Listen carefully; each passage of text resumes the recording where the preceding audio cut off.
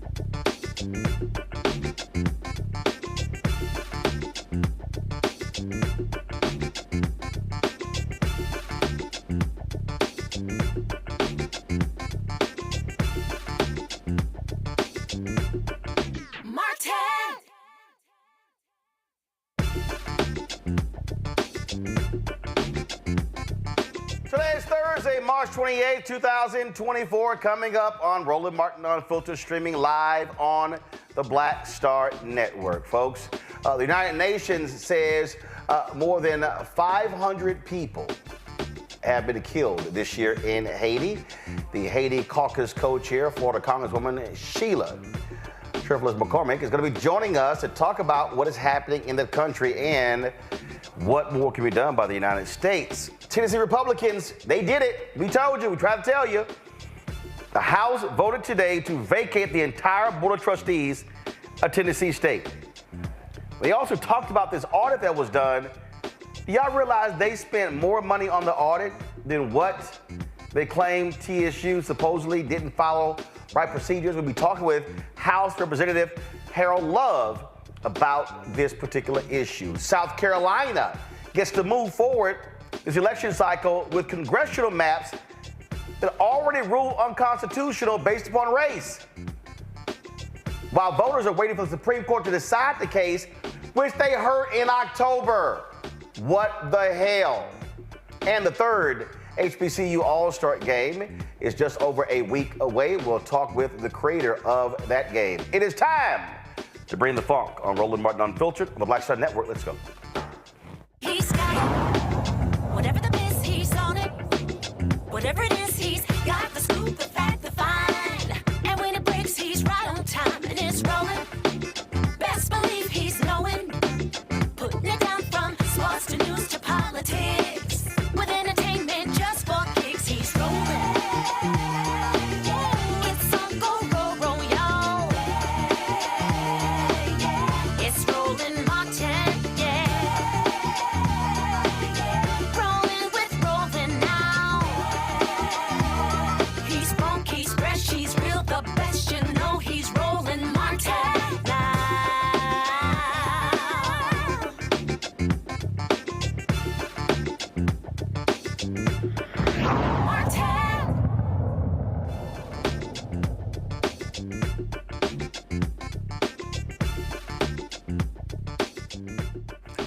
While members of Haiti's International Presidential Council are near being officially installed, the UN says more than 1,500 people have been killed in Haiti this year. Violent gangs continue to ravage the struggling country and growing stronger as homeless children are being swept into the chaos.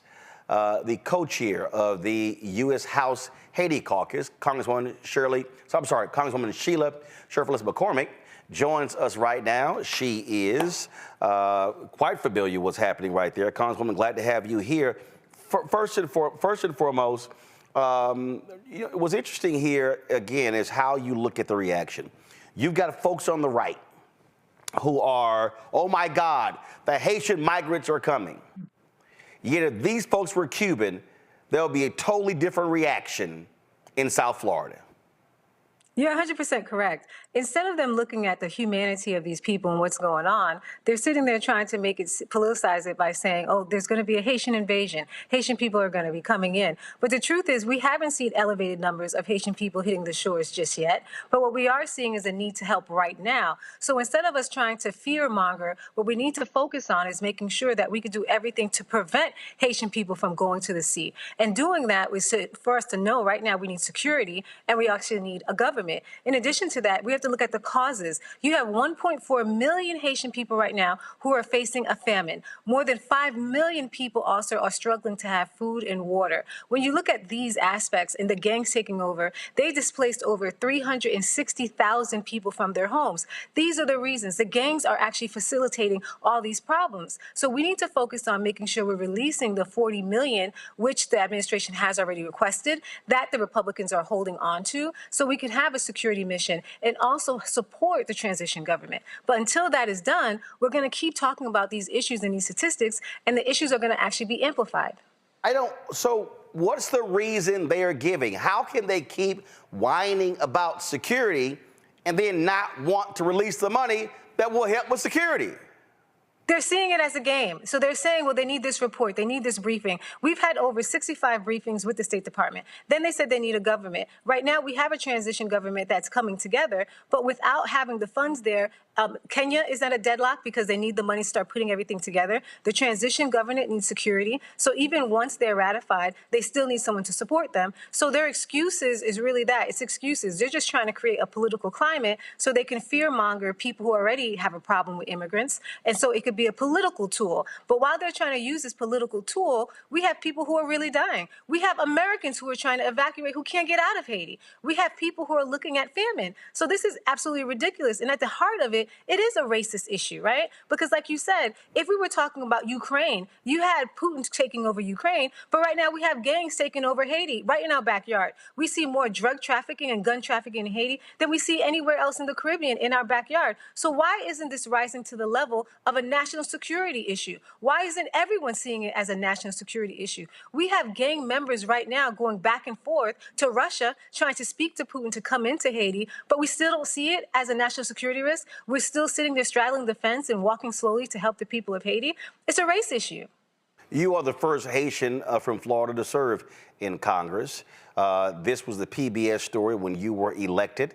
Go to my iPad. They said that you were ready to fight for Haitians. And so this is near and dear, very personal for you. It is, and especially when we look at, I look at every side, right? Because we know how politics has been internationally, not just for Republicans, Democrats. It seems like it's been the policies of the United States to really harm Haiti. And so right now, if we're saying we're going into a new age where we're going to have a Haitian-led solution and support Haiti, well, let's do what we said before. Let's put our money where our mouth is and put out the money for the security mission. Let's make sure that we're extending TPS. Let's make sure we're not deporting anybody to go to Haiti right now. As of right now, the deportations have stopped, but that's more incidental. It's not actually intentional. So our policies have to be intentional to protect Haitian people, but this would be no different than the policies we have towards other countries, no different than the policies that we have in Ukraine, no difference than we have and policies that you have even for Venezuela. So why is the policy so different when it comes to Haiti? We have to address that. And I think the administration, as well as the other side, has to do better than this. We've been here now for 2 years. Since 2 years, we've been complaining about the instability in Haiti. Since 2 years, we knew that there were drug lords in Haiti. We also knew that there were mercenaries that were sent there to kill the president. And now that Haiti has no government, who do you think is running in? I just saw a propaganda video, and the gangs who before they were walking around barefooted with old shirts, they have new uniforms, they have trucks, they have all these guns that we've never seen before. Who's facilitating that? The longer we don't help Haiti become stable, the more the cartels can take over Haiti, the more guns are going to be going into Haiti, and the more drugs are going to be coming out of Haiti, coming into the U.S., and that's the reality. I had a retired General Russell Honore on the show last week, and then I had a couple of Haitian activists on the show just the other day, and they said that he is someone who Haitian Americans and folks in Haiti trust. Part of this issue is trust. A significant part of this is the United States history when it comes to Haiti, sending the military there, invading the country. And so are we is the United States government a legitimate mediation entity, or do you think it requires having others who Haitians can trust, who others can trust, that it's not the United States trying to control the independence of this country? You're absolutely right. I think that it has to be more of an international program. And that's why CARICOM is supervising the negotiations right now. And I have to really clarify that because there's been misinformation as if the U.S. is actually supervising it. It is not. It is CARICOM who is supervising it. And the truth is that the United States does have a problem with credibility because of our history and how we've dealt with Haiti before. So, no, the United States should not be meddling or choosing a leader, which we're not. Right now, it's a Haitian-led solution. We have more than 9 different parties who are at the table who are going to create this transitional presidential council, and then they will choose who's going to lead Haiti. But it has to be like that. Roland, I can tell you, as the only Haitian American in Congress, I think I get more calls from Haitian Americans who want to be president in Haiti. And I have to tell everybody, this has to be a Haitian-led, meaning you're living in Haiti, not living in the United States, right, trying become president of Haiti. So we have to empower the Haitian people, and we also have to make sure that they have justice. Once we empower them, once we support them with a security force, and once we support them financially, I think we'll start to grow in getting credibility with the Haitian people. But as of right now, we do not. Yeah, I would dare say if there's somebody who's a Haitian American and wants to be president of Haiti, move back. I mean, that was part of the issue that happened in Iraq, where we were talking to Iraqi nationals who were not there, and people were there were like, we don't know who these people are, we don't trust them. And so trust is a significant issue. First, have you, the CBC, have y'all met directly with the Secretary of State Blinken, and have y'all also had a direct conversation with the President of the United States on this issue? We haven't had a direct conversation with the President of the United States, but we have spoken to Secretary Blinken. And last week, we actually met with the new ambassador to Haiti that was actually confirmed 2 weeks ago. And so we've been taking every affirmative step to make sure we're bringing this to light, that we're helping the situation. And we've actually put out letters. There was a letter by Leader Hakeem Jeffries asking the speaker to actually release the funds. We've been putting all the pressure we can so they can release the funds. And one of the worst things that we did not want to see is this to become political. But now we can see that it's clearly political because there is no reason for this stalemate. Questions from my panel. Let's first off is Reese Colbert, host Sirius XM radio show out of D.C. Reese, your question. Congresswoman, thank you for being here and for really shedding light on what you refer to as disinformation. Can you clear up any other misconceptions about the American response as well as what people think is happening in Haiti that would help people be more on board with American taxpayer dollars becoming more of an instrumental part of the response? Well, I think one thing that people aren't realizing is that 80% of the guns that go into Haiti come directly from the United States. And that is part of the problem, which has been going on now, like I said, for 2 years. So the gangs have been getting stronger and stronger, terrifying people with American-made guns. And if you understand our participation in that, why we're losing credibility with Haitian people, is for that reason. So I recently introduced the Catch Act so we could start catching some of these guns and stopping them from coming in. But we do have a responsibility to help with the security mission because we're part of the problem. If we had stepped in earlier, right after the assassination, if we had said, you know what, we need to make sure that we're not propping up Ariel Henry, which was there for too long. One of the first things I asked for when I got to Congress was for him to step down because we saw a correlation between Ariel Henry and what was going on in Haiti. Every time he would be flying around and not being in the country was getting progressively worse. When we asked him to take specific steps, he never took those steps. So it became clearer and clearer that not only did the people feel like he was illegitimate, but also that he was doing things to make you think that he could be working with them. So unfortunately, we waited too long to move on this. But right now, we can't lose this moment right here to make sure that we have a strong government, and that government cannot be placed without a security mission. Lauren Victoria Burke, Black Press USA out of Arlington, Virginia. Hi, Congresswoman Cherfilus-McCormick. How you doing? I was wondering what the $40 million would cover. It seems like in the last 14 years or 10 to 14 years, Haiti has had some really bad, bad luck. There was the earthquake. Obviously, there was the assassination, and now there's this. So I wonder, what does the $40 million actually go to? So initially, the United States has pledged $300 million, and that's going to be for the security mission. The initial ask was for $50 million. That's the start to set up the security mission with Kenya and actually on the ground to support the mission. Now, the Republicans released $10 million of that. $40 million is still waiting. So that's going to go for the infrastructure building to make sure that the Kenyans are prepared, that they're vetted, and they can come in. Now, it's not just the Kenyans who are coming in. I think we have a total of maybe 5 to 7 nations who will be supporting this police force. Now, it's important to note that the reason why we're supporting the police force is because Haiti does not have a military or an army. The only force we have right now in Haiti is that police force. So that money is necessary, or I would say it's imperative to even start the mission. Dr. Greg Carr, Department of Afro-American Studies, Howard University out of D.C. Thank you, Roland, and thank you, Congresswoman Cherfilus-McCormick. First of all, praying for and hope that your family and community and people who are in Haiti are safe. I'm wondering if you have any thoughts about a couple of things. Number one, the distortions and the fabrications in the Western press as it relates to what's going on in Haiti on the ground with these various paramilitary groups, many of which seems like the best armed are the ones closest to the damn U.S. embassy.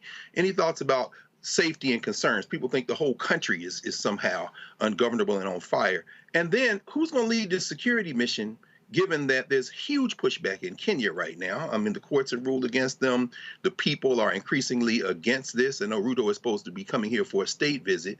And finally, in terms of this transition government, saw that Dominique Dupuy resigned, the Haitian Canadian who was affiliated with the UN. Did see that Lavoyas is represented there. Is this transition government commission credible, particularly given the fact that the last time the United States invaded in 2004 and got rid of Aristide, they did so with a UN stabilization mission that was an utter disaster? Well, we have to look at the parties who are at the table. Right now, there's 9 parties at the table. There's 7 parties who are actually voting members, and they all represent different parties within Haiti. So you do have Lavalas, you have Petit Dessalines, you have the Montana Group, you have EDE. I can't remember all of them, but you have a wide consortium of people who are actually in Haiti. If there was an election, they would be part of the election process. So I think that's what brings their credibility. In addition to that, you also have the faith-based groups who are there, and you have the private sector. So that, I believe, is the most credible that you can get when you have actual Haitian people. Now, with our past missions that we've had, I mean, everybody can admit that those past missions were not successful.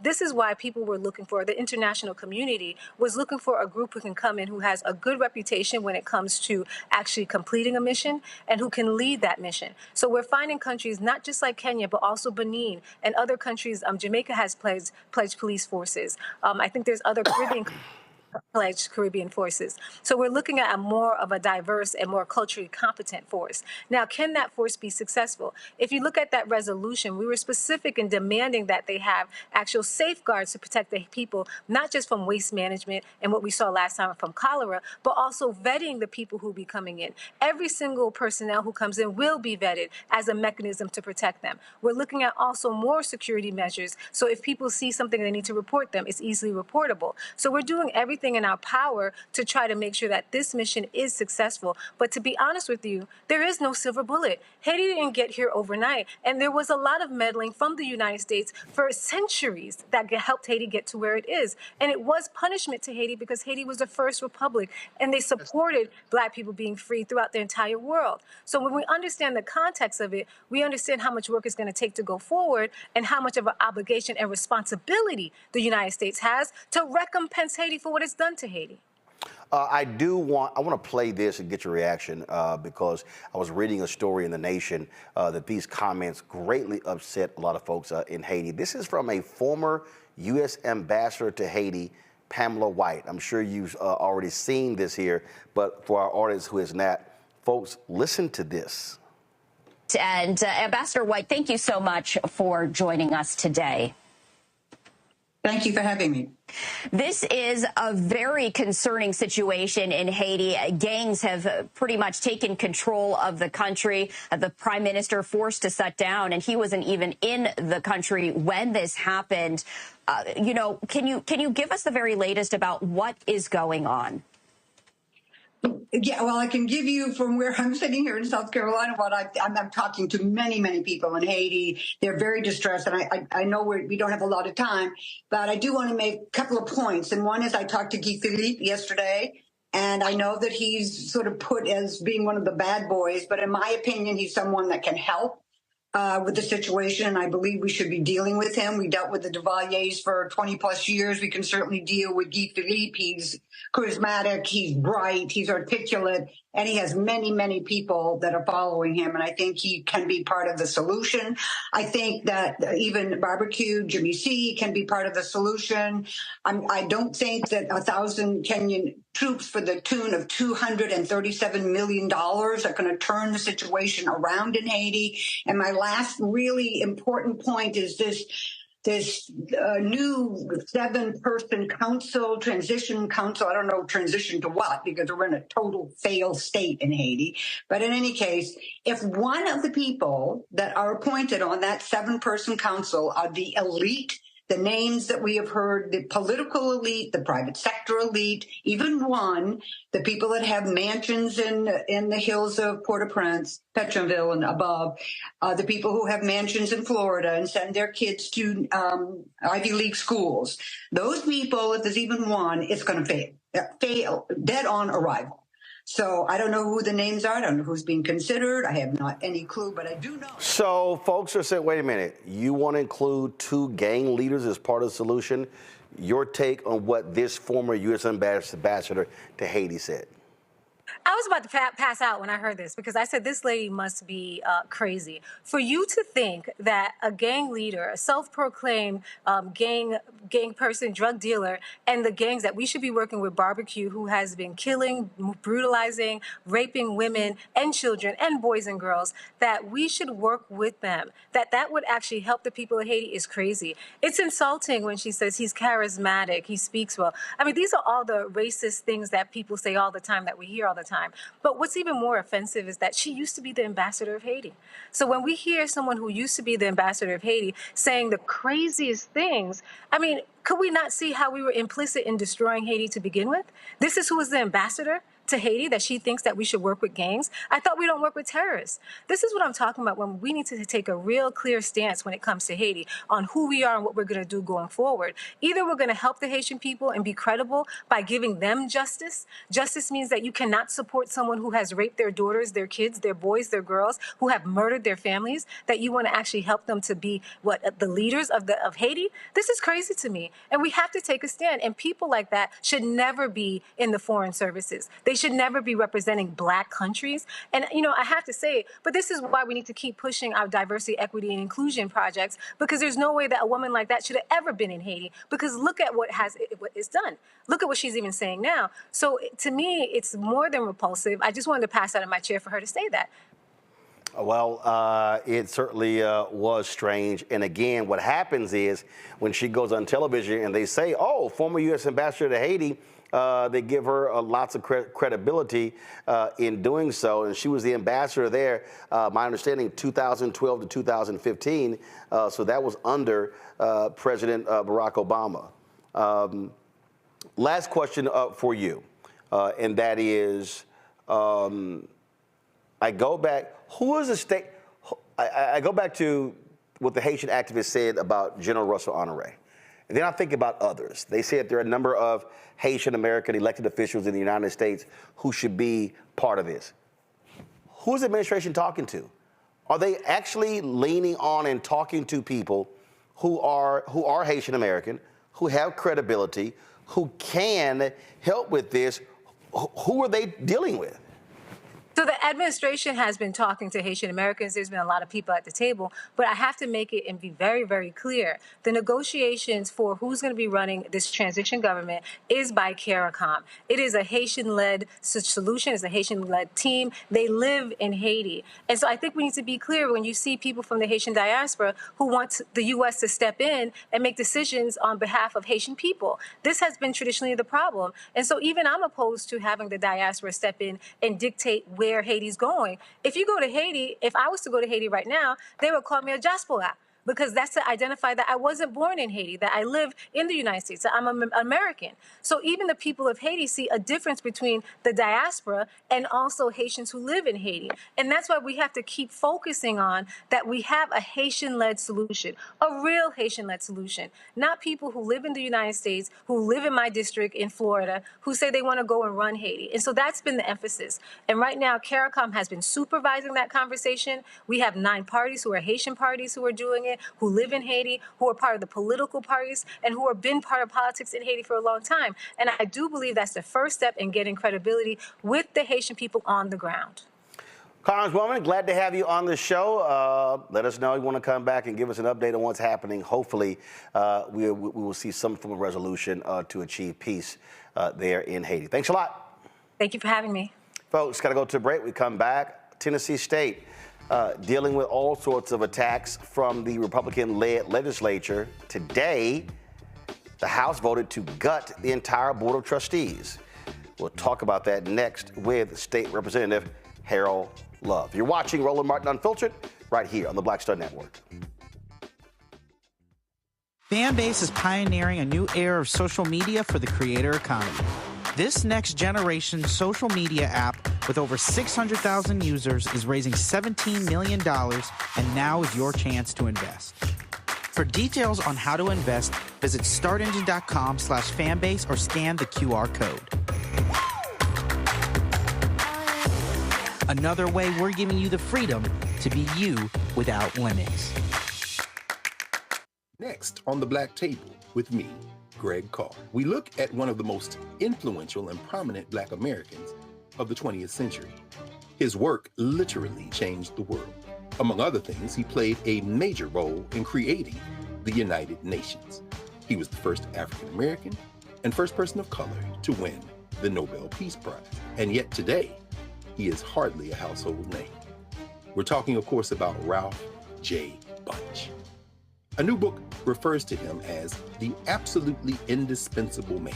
His lifelong interest and passion in racial justice, specifically in the form of colonialism. And he saw his work as an activist and advocate for the Black community here in the United States as just the other side of the coin of his work trying to roll back European empire in Africa. Author Cal Rostiala will join us to share his incredible story. That's on the next Black Table, here on the Black Star Network.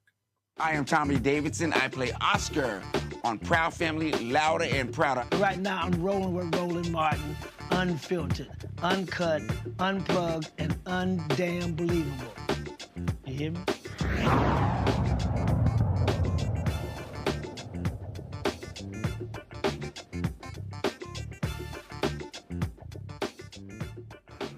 With Republicans having a supermajority in Tennessee, we knew it was going to happen after last week. The Senate there voted to gut the entire Board of Trustees at Tennessee State. Well, today, the House did the exact same thing.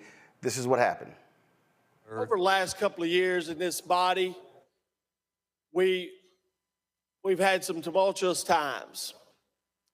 And I talked to my friends on the other side of the aisle, and they're talking about, hey, you know, we're getting labeled as things that we aren't. And I agree. I know many of my friends on the other side of the aisle. I know their hearts. You know, I have conversations with them. We go out. You know, I think if they felt a way, they would slip up and say something. But ladies and gentlemen, the optics of this today are awful. If you can't look at this and see that the optics of what you're doing today is awful, you need to take your blinders off. I mean, you're going down the same path you did last year, and then you're going to look at yourself and say, we didn't mean to do that. We didn't mean to look that way. Well, you're doing it again. I'm stopping you before you drive off the cliff. I'm stopping you before you get on Saturday Night Live again. I'm warning you. I'm telling you, I'm helping you out here because I know many of you, and no one should accuse you of being anything but coming up here to serve to the best of your ability. But you're driving off the cliff right now. You know, I worked in GovOp many years as a staffer.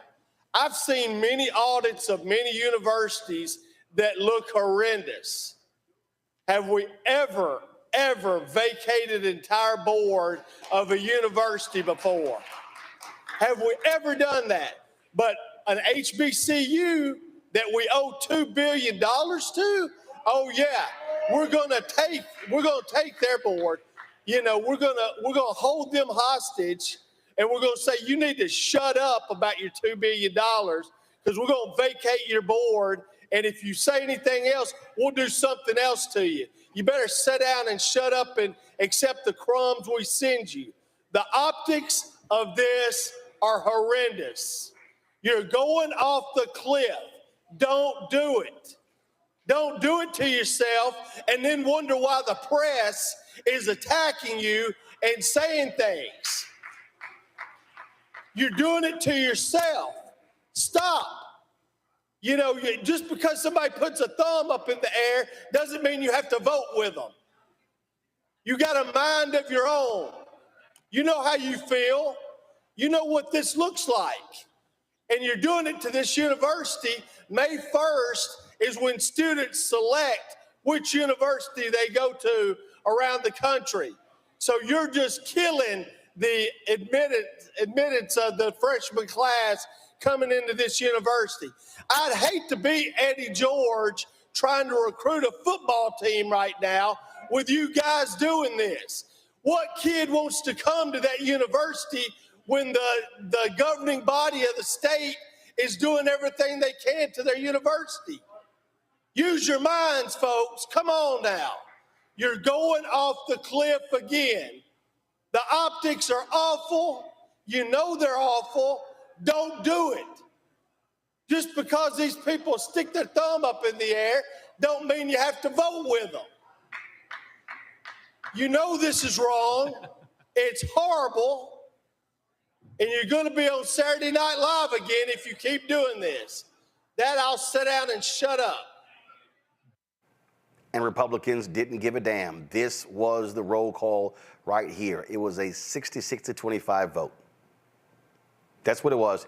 And I believe only 2 Republicans voted with Democrats on this particular measure.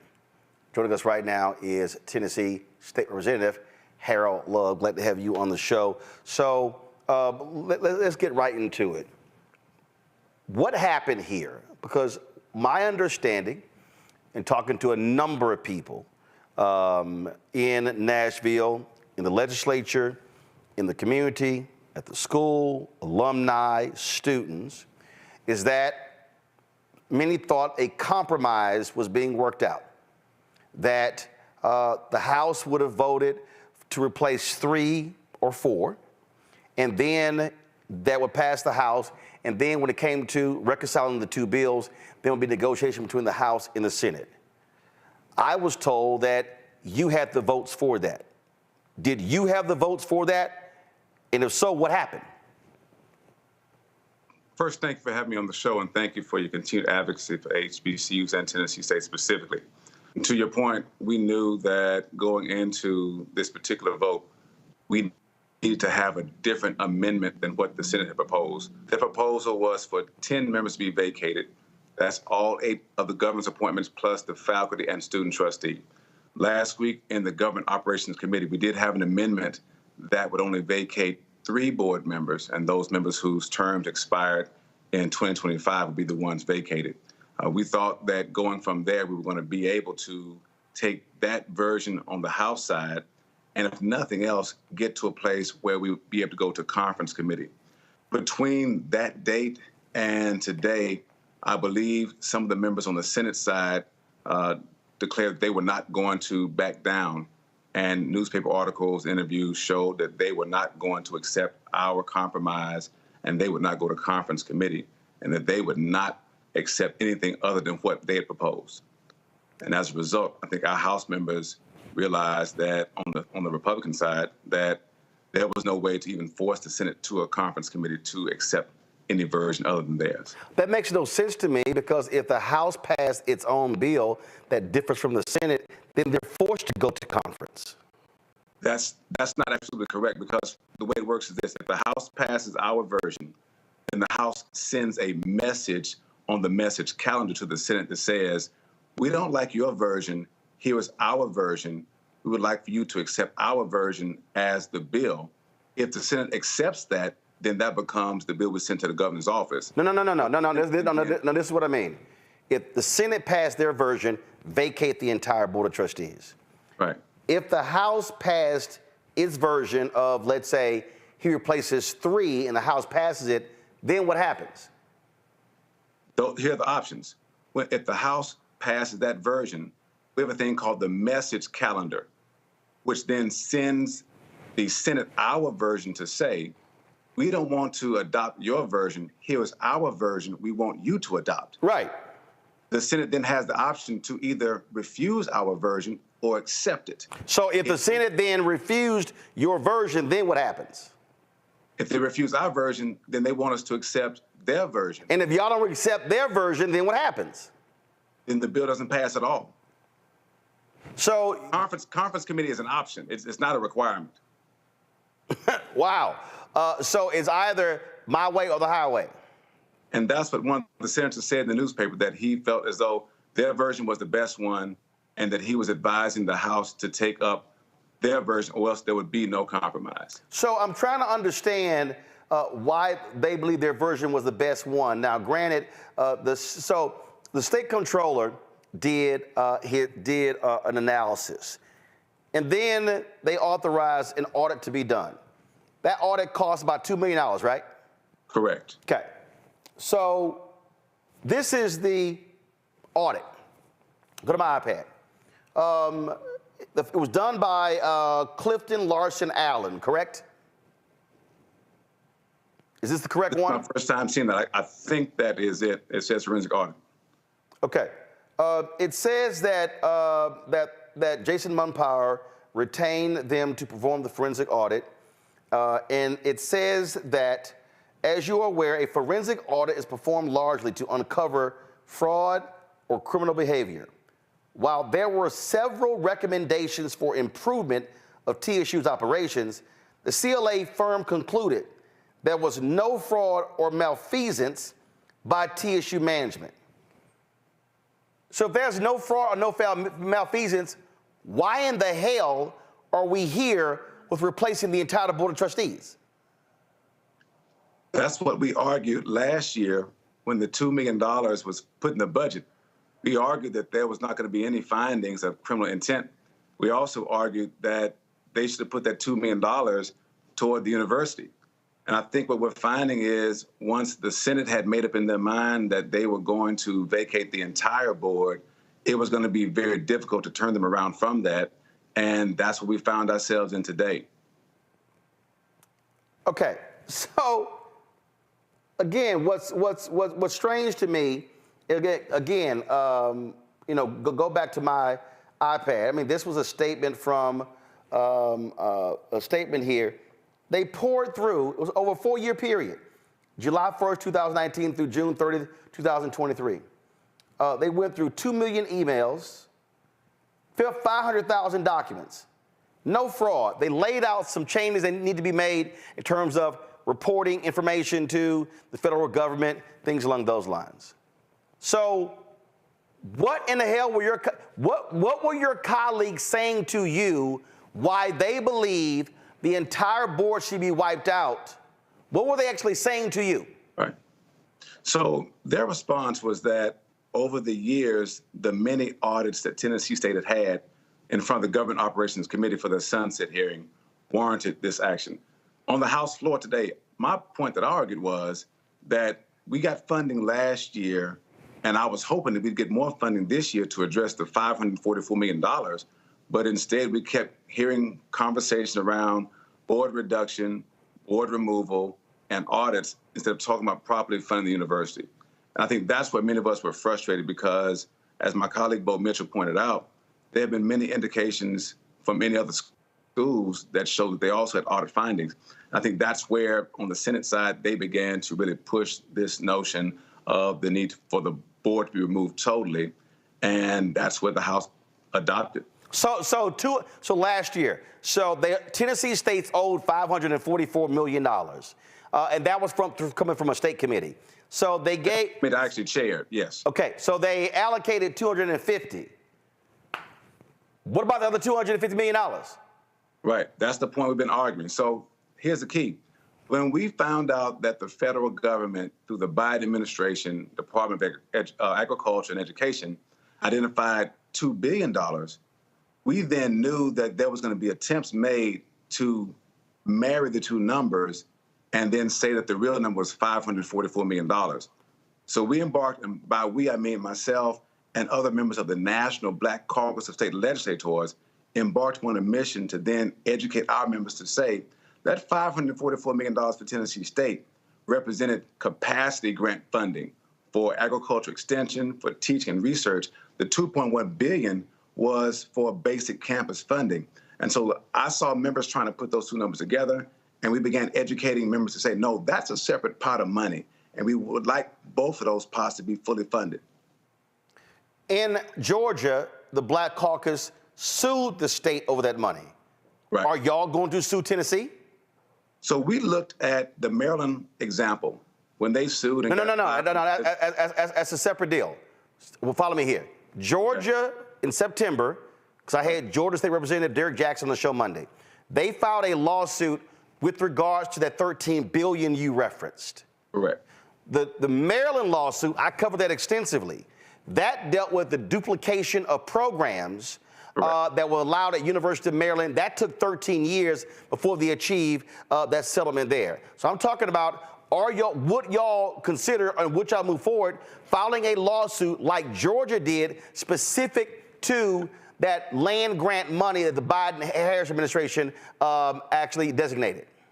So when the Black Caucus met with Dr. Glover last year, we took the position that we were going to follow her lead on whether she wanted to pursue a lawsuit or not.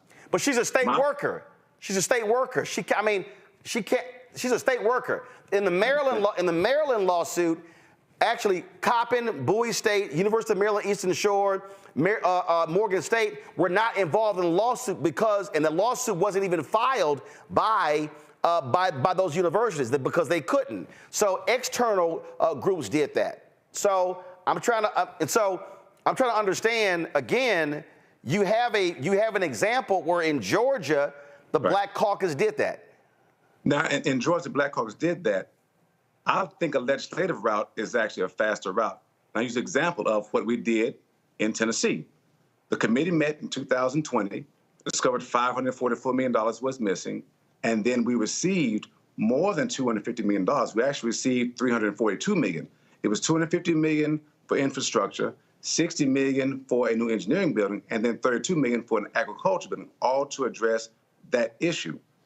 I'm not sure if the Georgia lawsuit is going forward. We did also see that. No, the Georgia lawsuit is going forward because I had the Georgia representative on this show on Monday. Right, I saw that episode. Okay. And I don't know what their results are so far. I do know that in Florida, they also sued, but that case was thrown out. Well, first of all, you had a group of students that sued in Florida, and so the question there became when it came to standing. So I do want to. Now, I do know the school brought someone in to look at the possibility. I don't know where that case is right now with Tennessee State. They had a town hall, and Attorney Crump came in.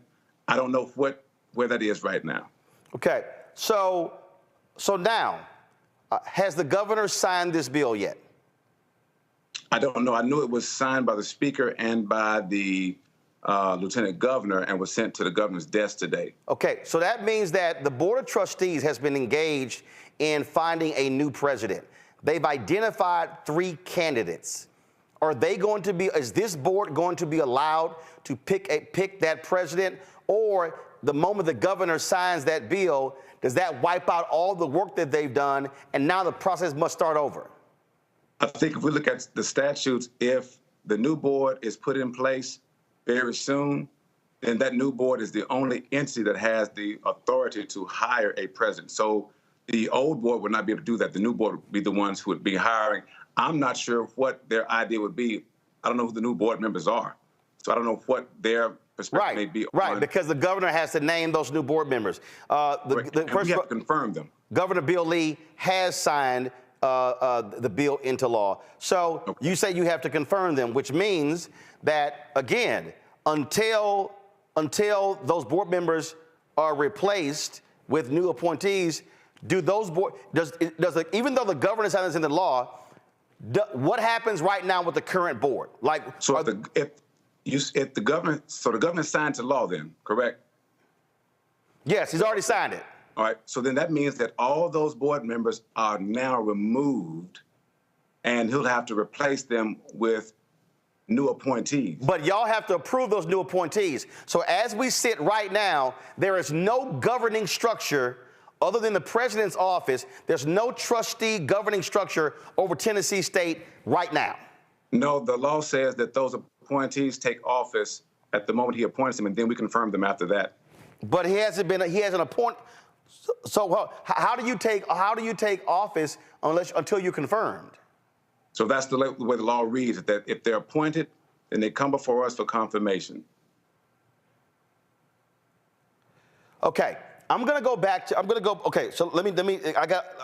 First of all, I'm gonna come back to the whole point of the lawsuit because I think that's critically important.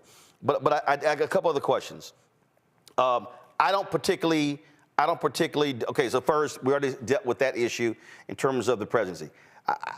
I hate when people are sitting here going back and forth and speculating, throwing stuff out, and that is here. Folks were sending me all kind of emails and text messages saying that Representative Love would like to be the interim president. He would like to be considered for the presidency. Would you say right now that you have no interest in being the interim president of Tennessee State, no interest in being the president of Tennessee State? Yes, I will say that I have no interest in being the interim or permanent president. And I'll tell you why. Come this December, I will be the president of the National Black Caucus of State Legislators, an organization that my father helped start in 1977. That is a 2-year term for that office. Secondly, this is my 25th year in pastor. I'm the pastor of Lee Chapel AME Church in Nashville.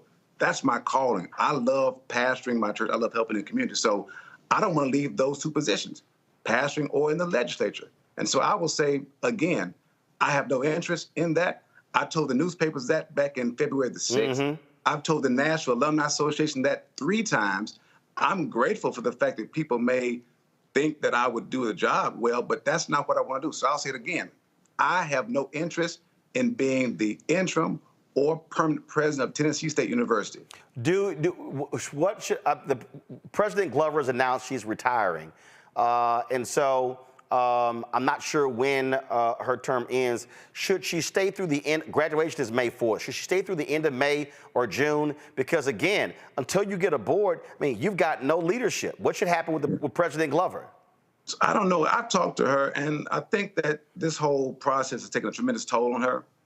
Many times she's said to me that she wants to leave as soon as her time is up, because she's done a decade plus at the university, done tremendous work, but these last 2 years have been a tremendous toll on her. I mean, you think about last year, you had me on your show, and I appreciate that. I was streaming from Liberia, and the power went out a couple of times.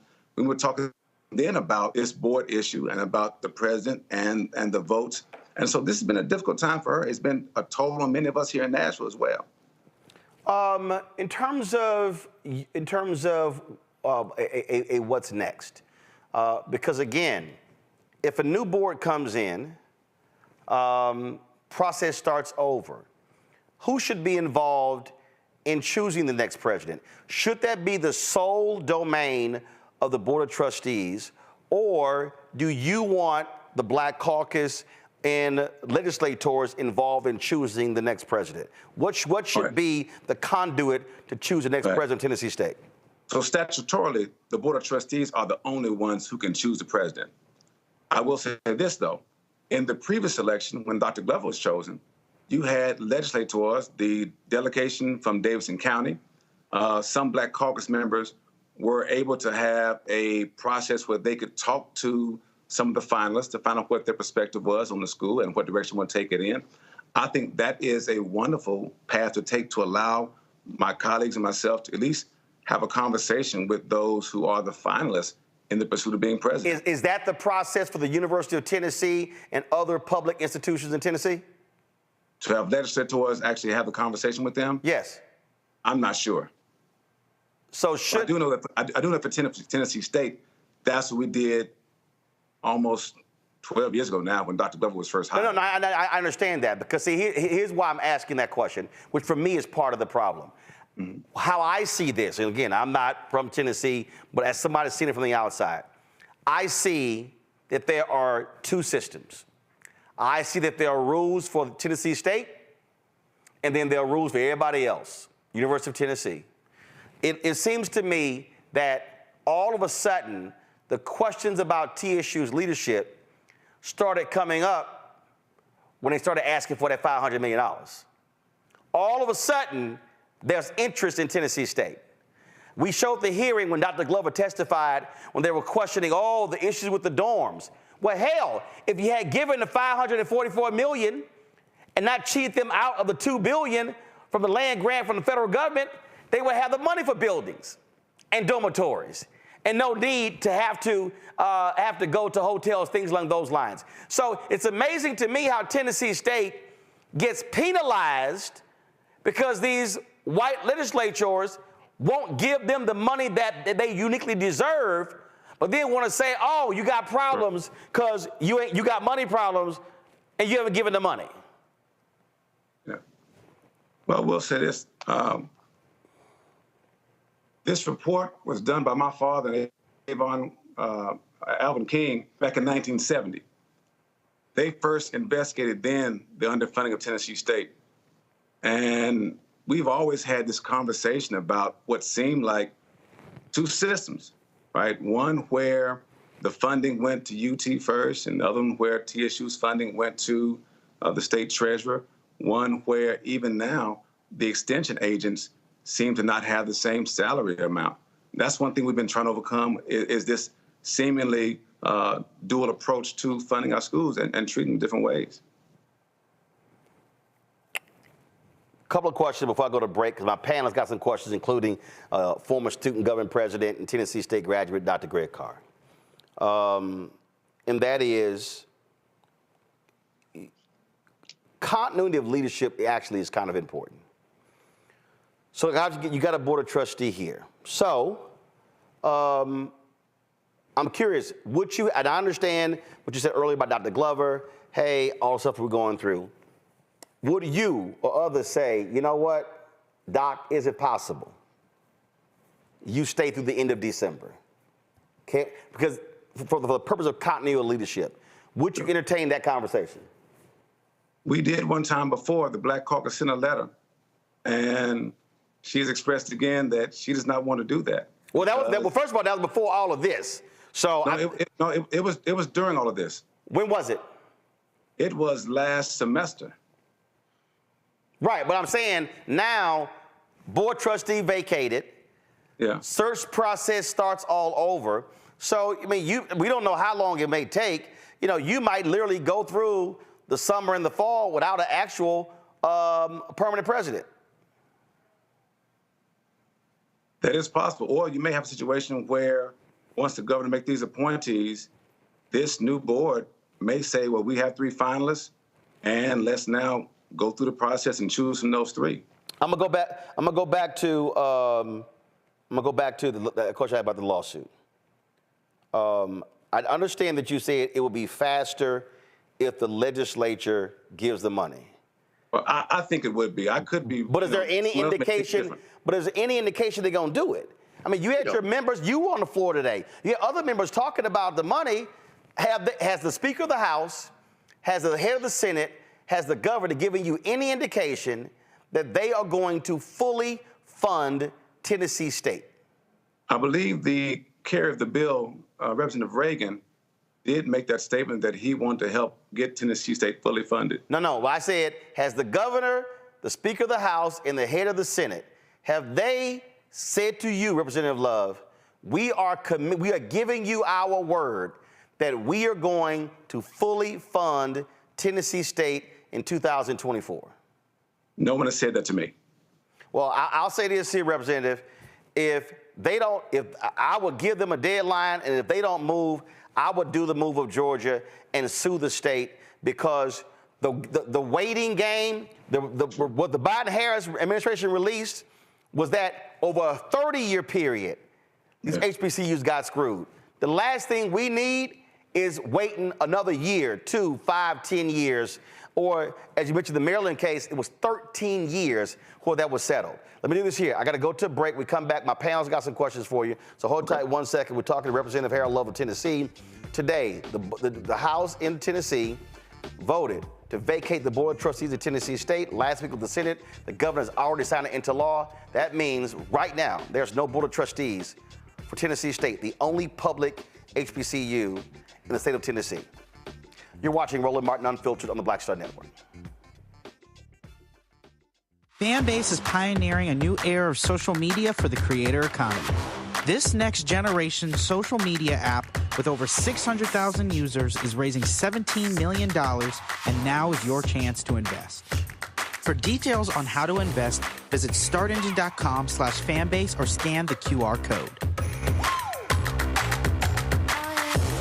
Another way we're giving you the freedom to be you without limits. When you talk about blackness and what happens in black culture, we're about covering these things that matter to us, speaking to our issues and concerns. This is a genuine people-powered movement. There's a lot of stuff that we're not getting. You get it, and you spread the word. We wish to plead our own cause. Too long have others spoken for us. We cannot tell our own story if we can't pay for it. This is about covering us. Invest in black-owned media. Your dollars matter. We don't have to keep asking them to cover our stuff. So please support us in what we do, folks. We want to hit 2,000 people, $50 this month, raise $100,000. We're behind $100,000, so we want to hit that. Y'all money makes this possible.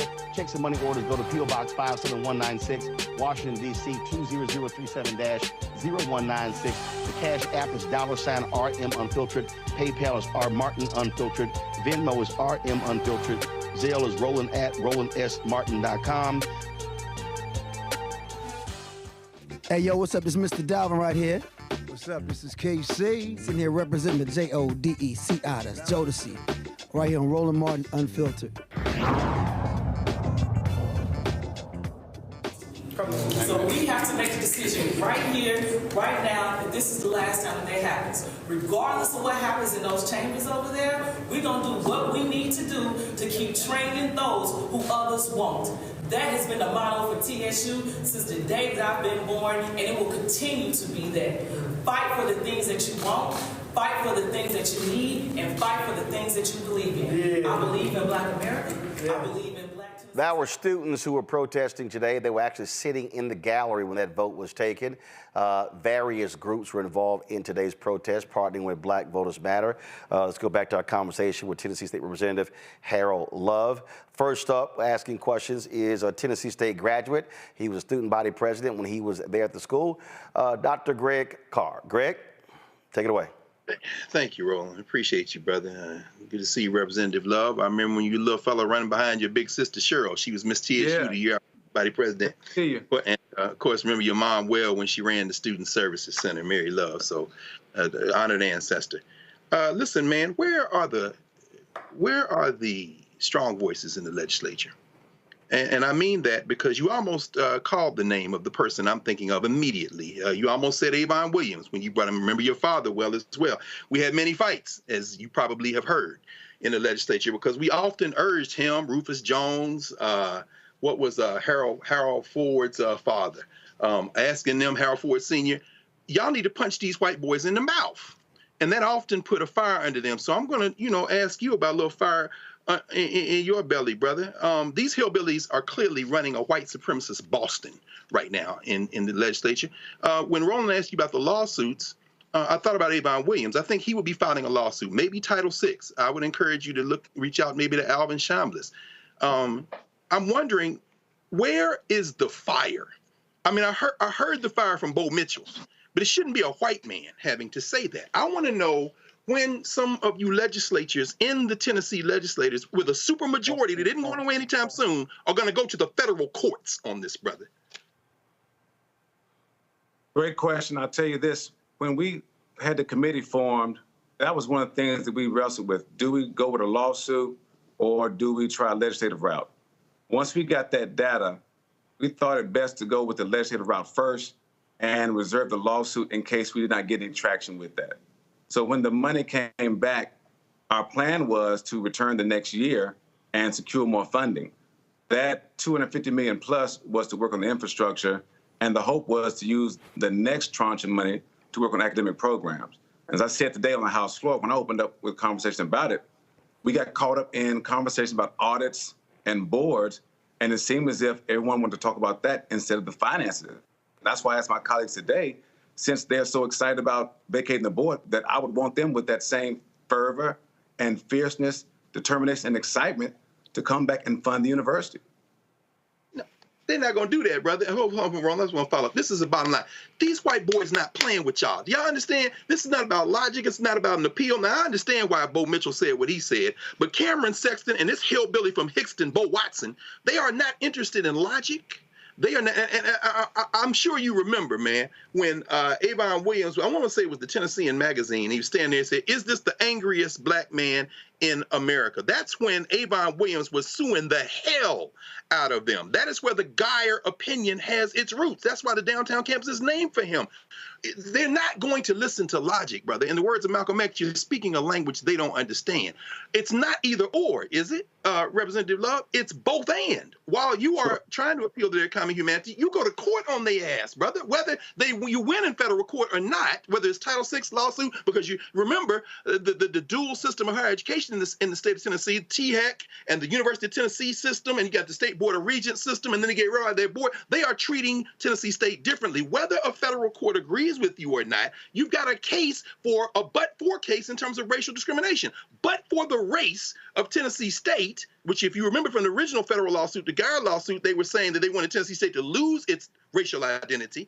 But for that, they would not have dismissed this board. Whether it's dismissed or not, them hillbillies don't care about Saturday Night Live. They can't spell Saturday night or live, and they don't watch it. That's why that punk was smirking in front of Bo Mitchell while he was talking. But I'm saying you got to go to court too, brother. If it's not y'all, get some people together. Where is the courage in the state of Tennessee right now?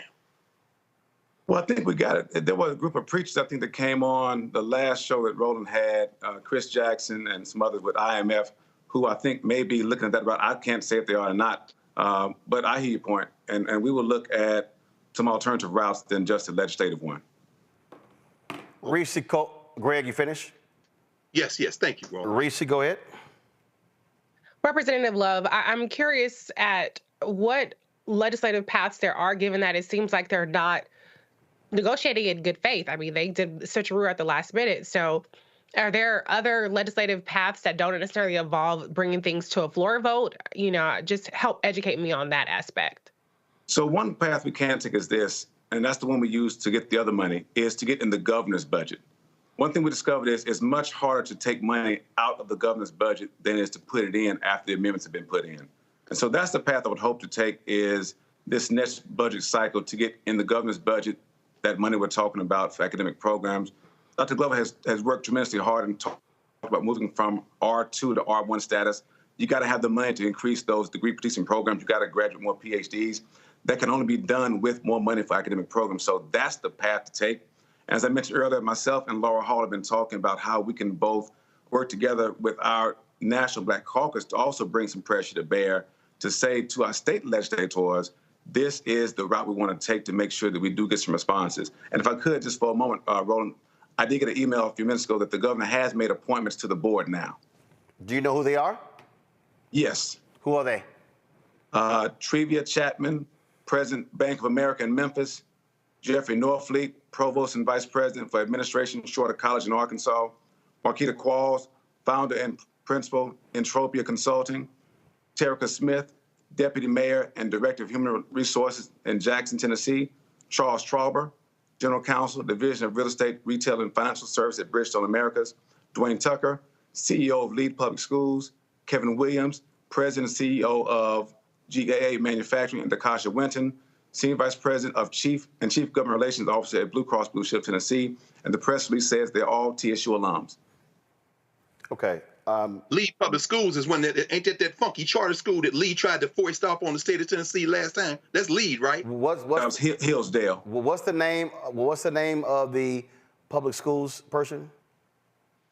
Lead Public Schools, Dwayne Tucker.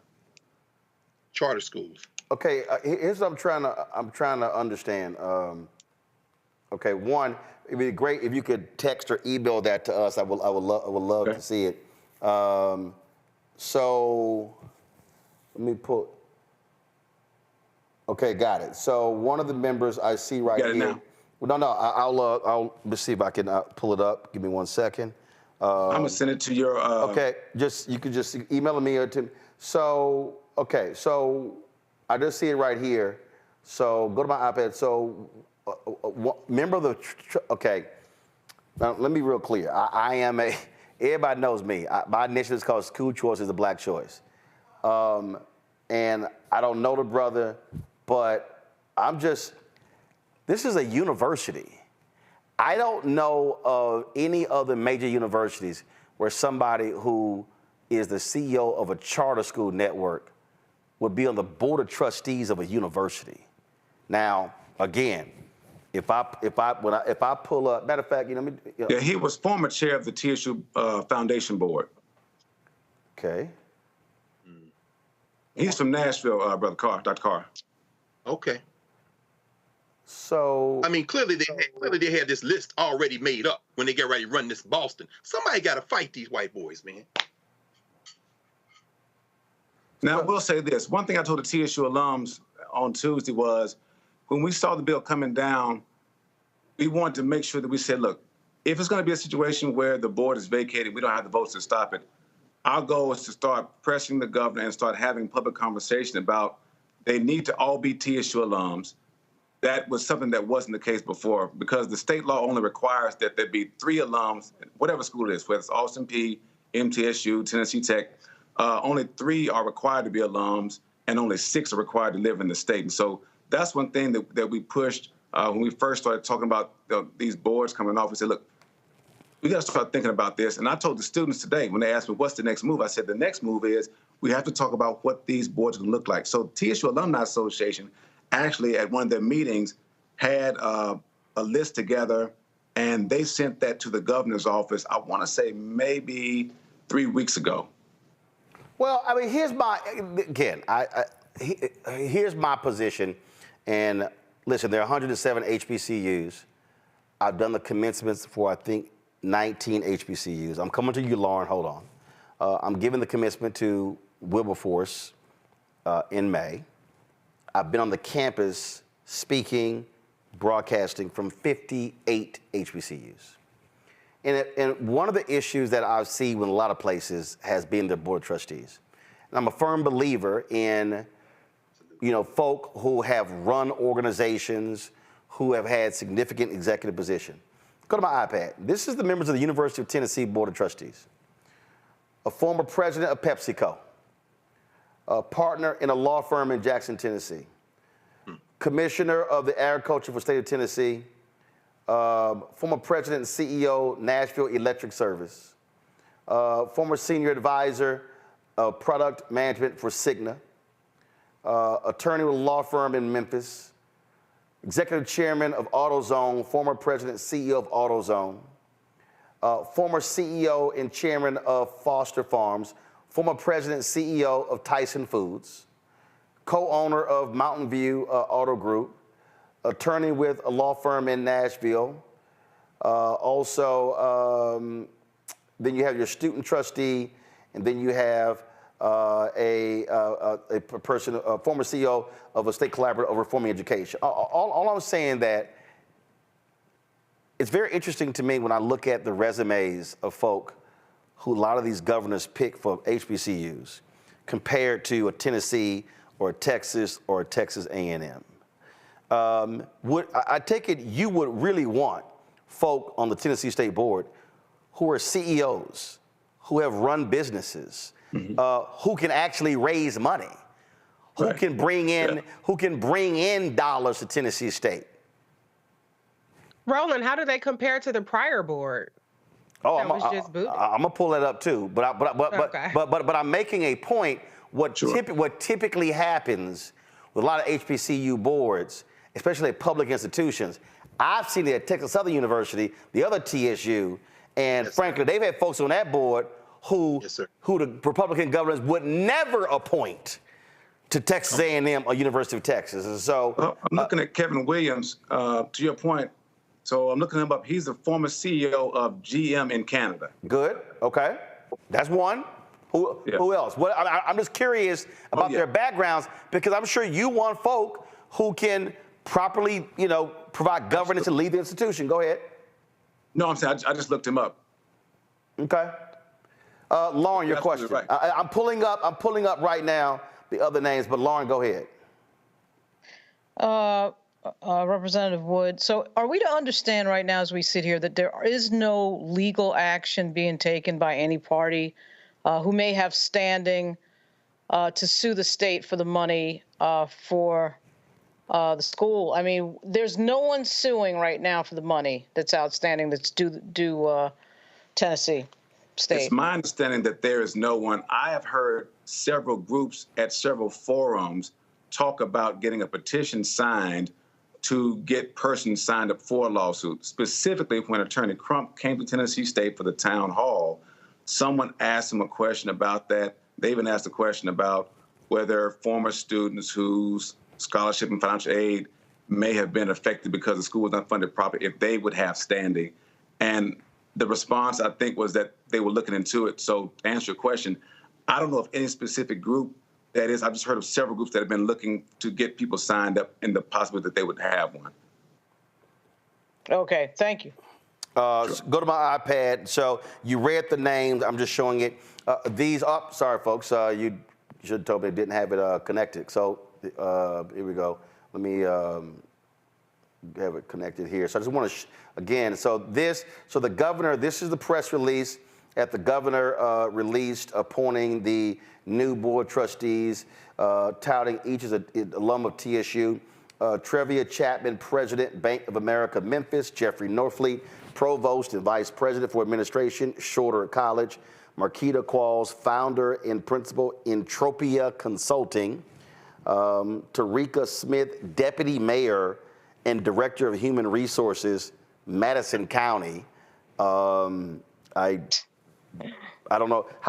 How big is Madison County? I'm just curious. That's Jackson, Tennessee. Oh, okay. Jackson, Tennessee. Okay. Charles Trauber, General Counsel, Division of Real Estate, Retail and Financial Services at Bridgestone Americas. Dwayne Tucker, CEO of Lead Public Schools. Kevin Williams, President and CEO of GAA Manufacturing. Dakasha Winton, Senior Vice President and Chief Government Relations Officer at Blue Cross Blue Shield of Tennessee. The faculty trustee and the student trustee, do they remain or do they have to get picked over? They have to be picked over. So the faculty would choose their trustee. The way the student trustee gets picked is the actual board members would pick that person. And I don't know the process that Tennessee State uses. I know some other schools have had a situation where the SGA will take applications and then interview the students, and then the president will pass those names on. But the board itself is responsible for choosing that student trustee. Last question for you. We're going to be in Nashville on Monday. We're going to be broadcasting from there. We're going to be at the forum. First of all, there's a news conference at 11 a.m. In the rotunda of the Tennessee Capitol. And then we are going to have, so all the folks you see there participating in the news conference. We were invited in by the student government vice president and the former student trustee. Then I'm going to be broadcasting my show from the forum in the TSU Student Center on the campus of Tennessee State. And so we look forward to having you and others there, because how I see this, Representative Love, this is not just an issue of trustees. Sure. It's also the money. It's also that federal money. Also, my concern, and I see this with Republicans all the time, Republicans will take an action in Tennessee or Georgia or North Carolina, and then will use that as a blueprint in other states? Are you concerned that because of what Republicans have just done in Tennessee, that this is going to create a situation where they may try the exact same thing to target other public HBCUs all across the South? Absolutely. If I can say this again, you know, as my role starts as president-elect, started last year rather, and as president in December for the National Black Caucus of State Legislators, we immediately started having conversations with our colleagues in Arkansas, Alabama, Kentucky, New Orleans, Florida, because we all knew that there was the same blueprint for these other 18 land-grant HBCUs to have the governors refuse to identify and recognize the underfunding, again, in those two different buckets. And I can't say it loud enough. These are two different buckets. Those capacity grants and what the Biden administration identified, those are two different buckets. And we need all that money, and we need to make sure that we have all the resources and records so that if it's a lawsuit or a legislative route, at least people are equipped with the data to go in and say, here is empirical evidence. We discovered in Tennessee through that committee that in 1913, the state law said that UT's money goes straight to UT and TSU's money goes to the state treasurer first. And so we had to work through that process. And so, again, much of this is of concern to me. And that's why we're trying to make these strides, educate our legislators and our alums about the dangerousness of this being a nationwide effort. Absolutely. Well, we look forward. Greg, go ahead. Before you go, Roland, the point that there is a student, so let me be very clear. Let me add, there's a student and a faculty representative on the board, correct? Correct. All right. So there's your point of entry for the lawsuit. They were not voted on by the governor or the legislature. They were voted on by their constituents. Yeah. That's a good point. So how in the hell can you remove somebody who you didn't appoint? I mean, it's pro forma to appoint them, but anyway, I'm just saying, get some legal minds on this, brother. This is what I'm saying.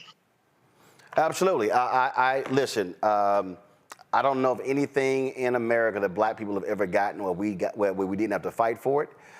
And I fundamentally believe, and look, they have a supermajority, Representative Love. They can frankly ignore Democrats all day in the House and Senate. They cannot ignore a federal lawsuit. And that was federal money that actually was supposed to go to these HBCUs. And so that won't be a state lawsuit. That will be a federal lawsuit. I would really encourage y'all to hit them the legal route. And I would also say to all of those HBCUs in other states, in Georgia, in Tennessee, in West Virginia, in Texas, and on, hit all of them at the same time. That is needed. They've got to understand, we want that $13 billion. Yeah, 13 billion plus, because I'm convinced that it wasn't just 30 years. Oh, I agree. I mean, I agree. Get all of it. Yep. Get all of it. Representative Love, we appreciate it. We'll see you on Monday. Thank you. I'll see you there. Thank you. Folks, got to go to a break. So before this, kill the music. So why do I kill the music? Why do I want y'all to support what we do? That conversation we just had was a 50-minute conversation. Somebody sent me a text earlier, and they said, who has been covering this? Who's really been covering this stuff nationally? Other than us, nobody. Yeah, you see some other stuff. All these black people love watching MSNBC. Reverend Sharpton has done it for 3 or 4 weeks. We've been doing it for 15 months. That's just his show. Not at these daily shows. Not CNN. Sure as hell not Fox News. Not ABC. Not CBS. Not NBC. Why am I saying that? If y'all want to understand why black-owned media matters, this is what we're talking about. In fact, earlier today, this morning, is a perfect example. Somebody sent me a story where they posted the story. The New York Post posted a story saying that, we've identified the new owner of Revolt is Rich Dennis, who owns Essence, and he now owns the company. You can show it, y'all. Come on. No, you don't. The sale has not been finalized. Now, I done told you, Black Enterprise, keep reporting that. It's not true. Like literally, the New York Post story hit. I got a text message 3 minutes later. It's not true. If y'all want to understand why it matters, why black-owned media matters, this is a perfect example. We cannot leave this stuff to white mainstream media because they don't give a damn. They don't care. You heard that white Democrat say they're going to make fun of you on the Saturday Night Live. No, they not. The only reason that story went that big because they threw out the two black brothers and they kept the white woman. Saturday Night Live don't give a damn about no HBCU. Hell, I doubt Saturday Night Live even recruit at HBCUs. And so I need our people to understand that we have to build our own media ecosystem. And that takes resources. We set this show up. I did not want to charge for subscriptions. And I said, listen, we go a donor program. And I told everybody, I said, listen, we ain't going to send you no hats, T-shirts, mugs, towels, pens.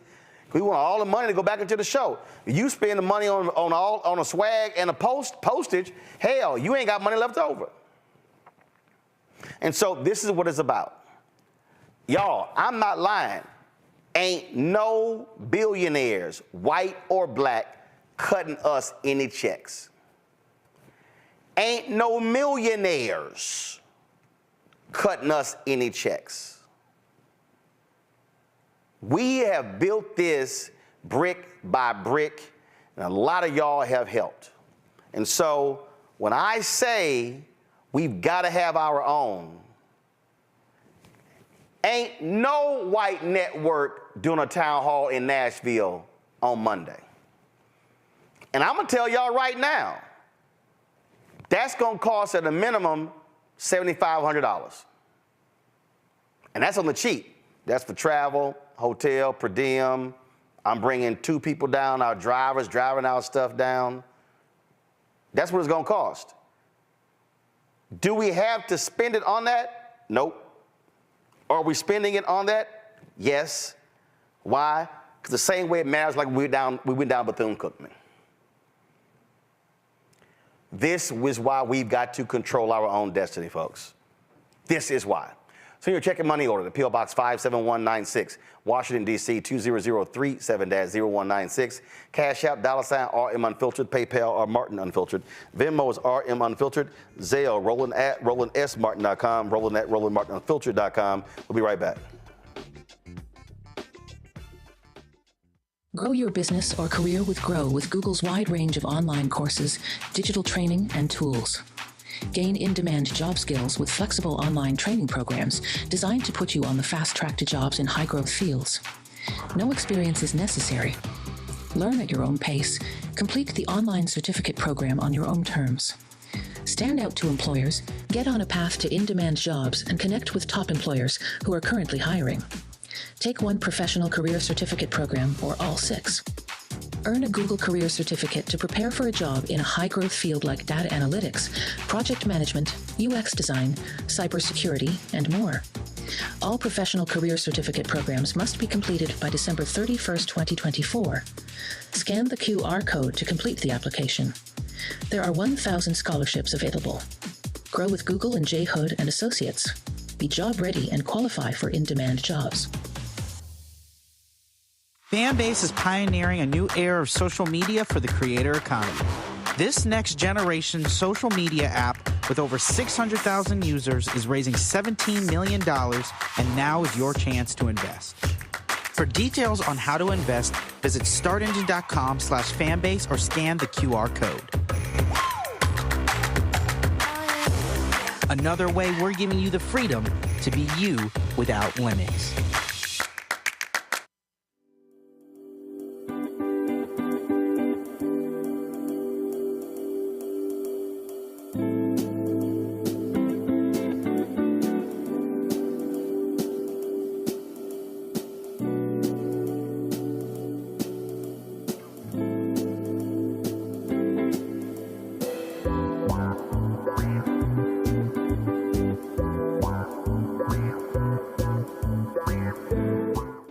Shevray, and you know what you're watching, Roland Martin Unfiltered.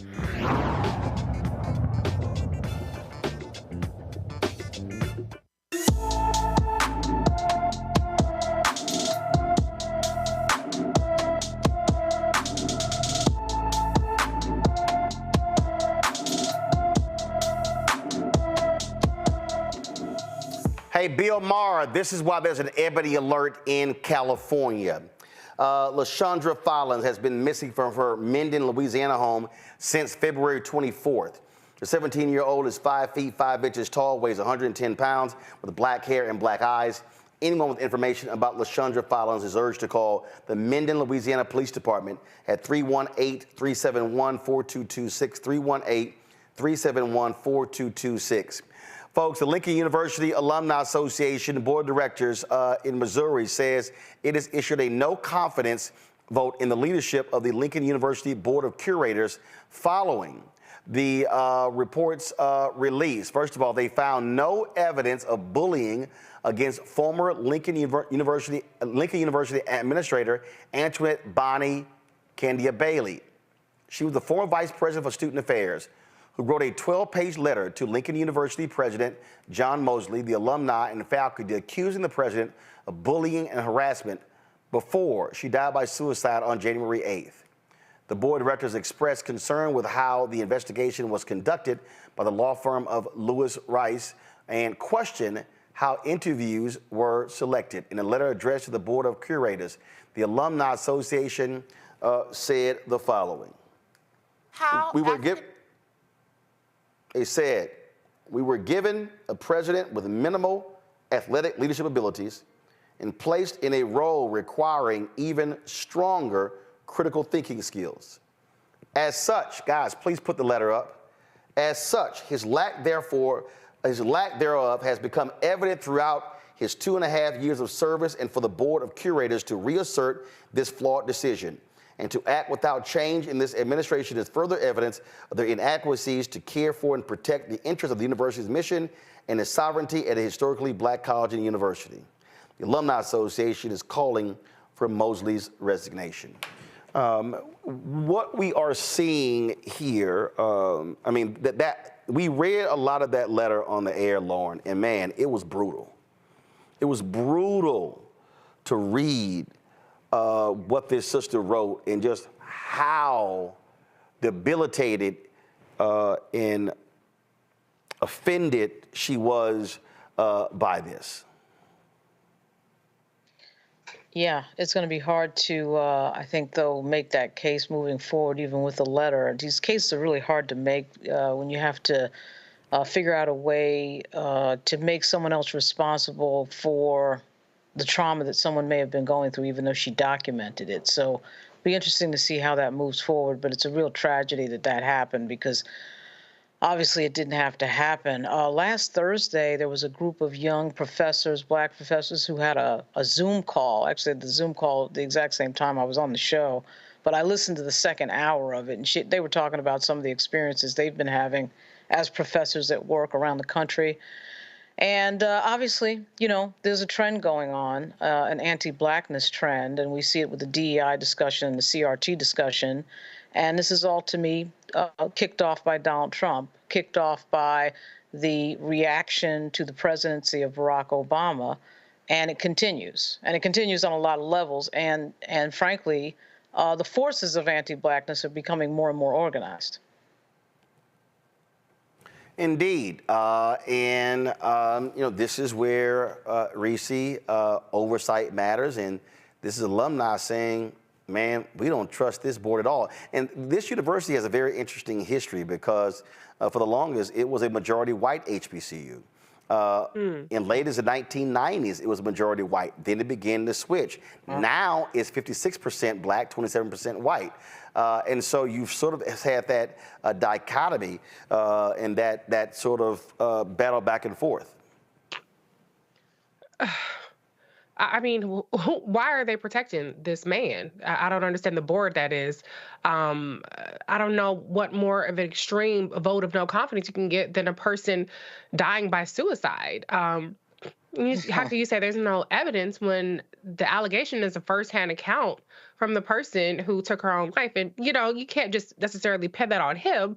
But at the end of the day, if you're at a HBCU, Black lives have to matter, and that professor's life shouldn't matter more to the board of curators. So I applaud the alumni board for making this known, because I feel like the common thread through a lot of these stories that we're covering about HBCUs, whether it's an attack from within or an attack from the outside of HBCUs, is there's a lack of urgency and there's a lack of understanding the severity of the moment. It kind of seems like dilly-dallying from one crisis to the next and being a little bit too passive. And it's not to criticize people who are on the front lines doing the work, but it's like, it kind of makes you wonder, like, what more needs to happen to shake this shit up a little bit and to make people really stand 10 toes down in the whole charge of why we have HBCUs. They're supposed to be a safe haven. They're supposed to be a place of excellence and community. And that just seems to be getting stripped away or being tossed aside from even the people who are charged with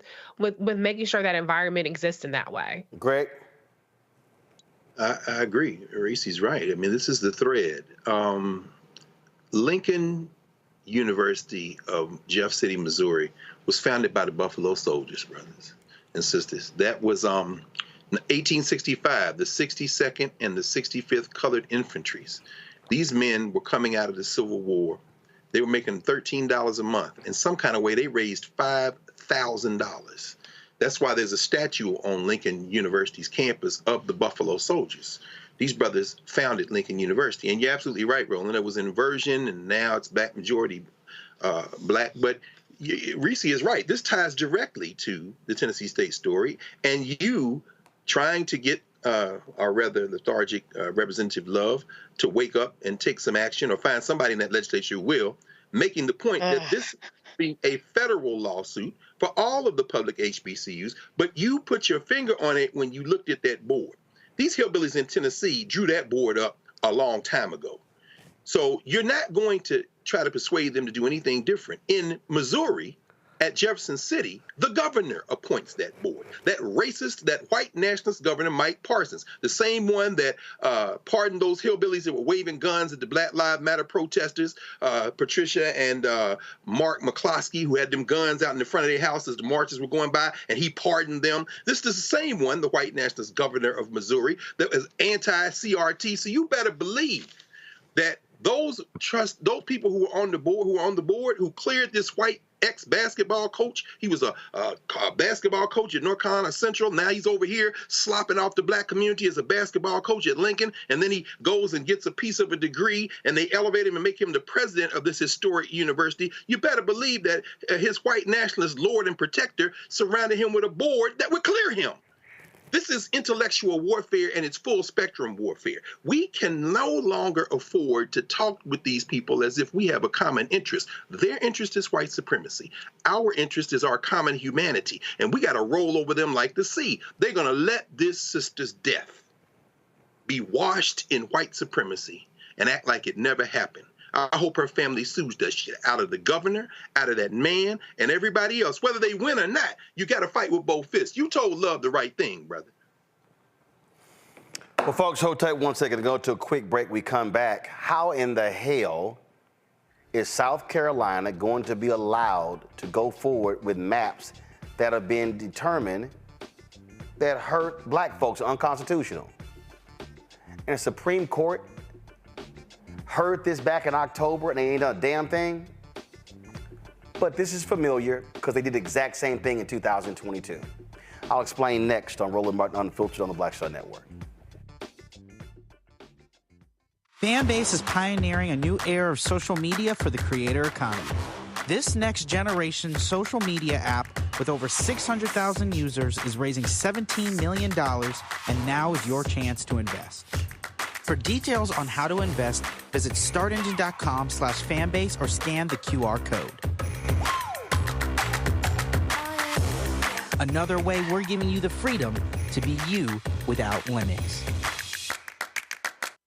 bad as Trump was, his economy was worse, and Black America felt it the most. He cut health insurance while giving tax breaks to the wealthy and big business. As president, I put money in pockets and capped the cost of insulin at $35 a month. There's a lot more to do, but we can do it together.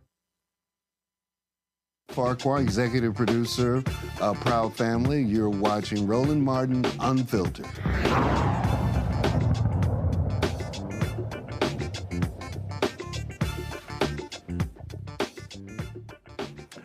Well, folks, this is no shock. According to voting rights activists and civil rights groups, South Carolina should postpone its elections until the Supreme Court decides on the congressional maps a lower court already deemed unconstitutional.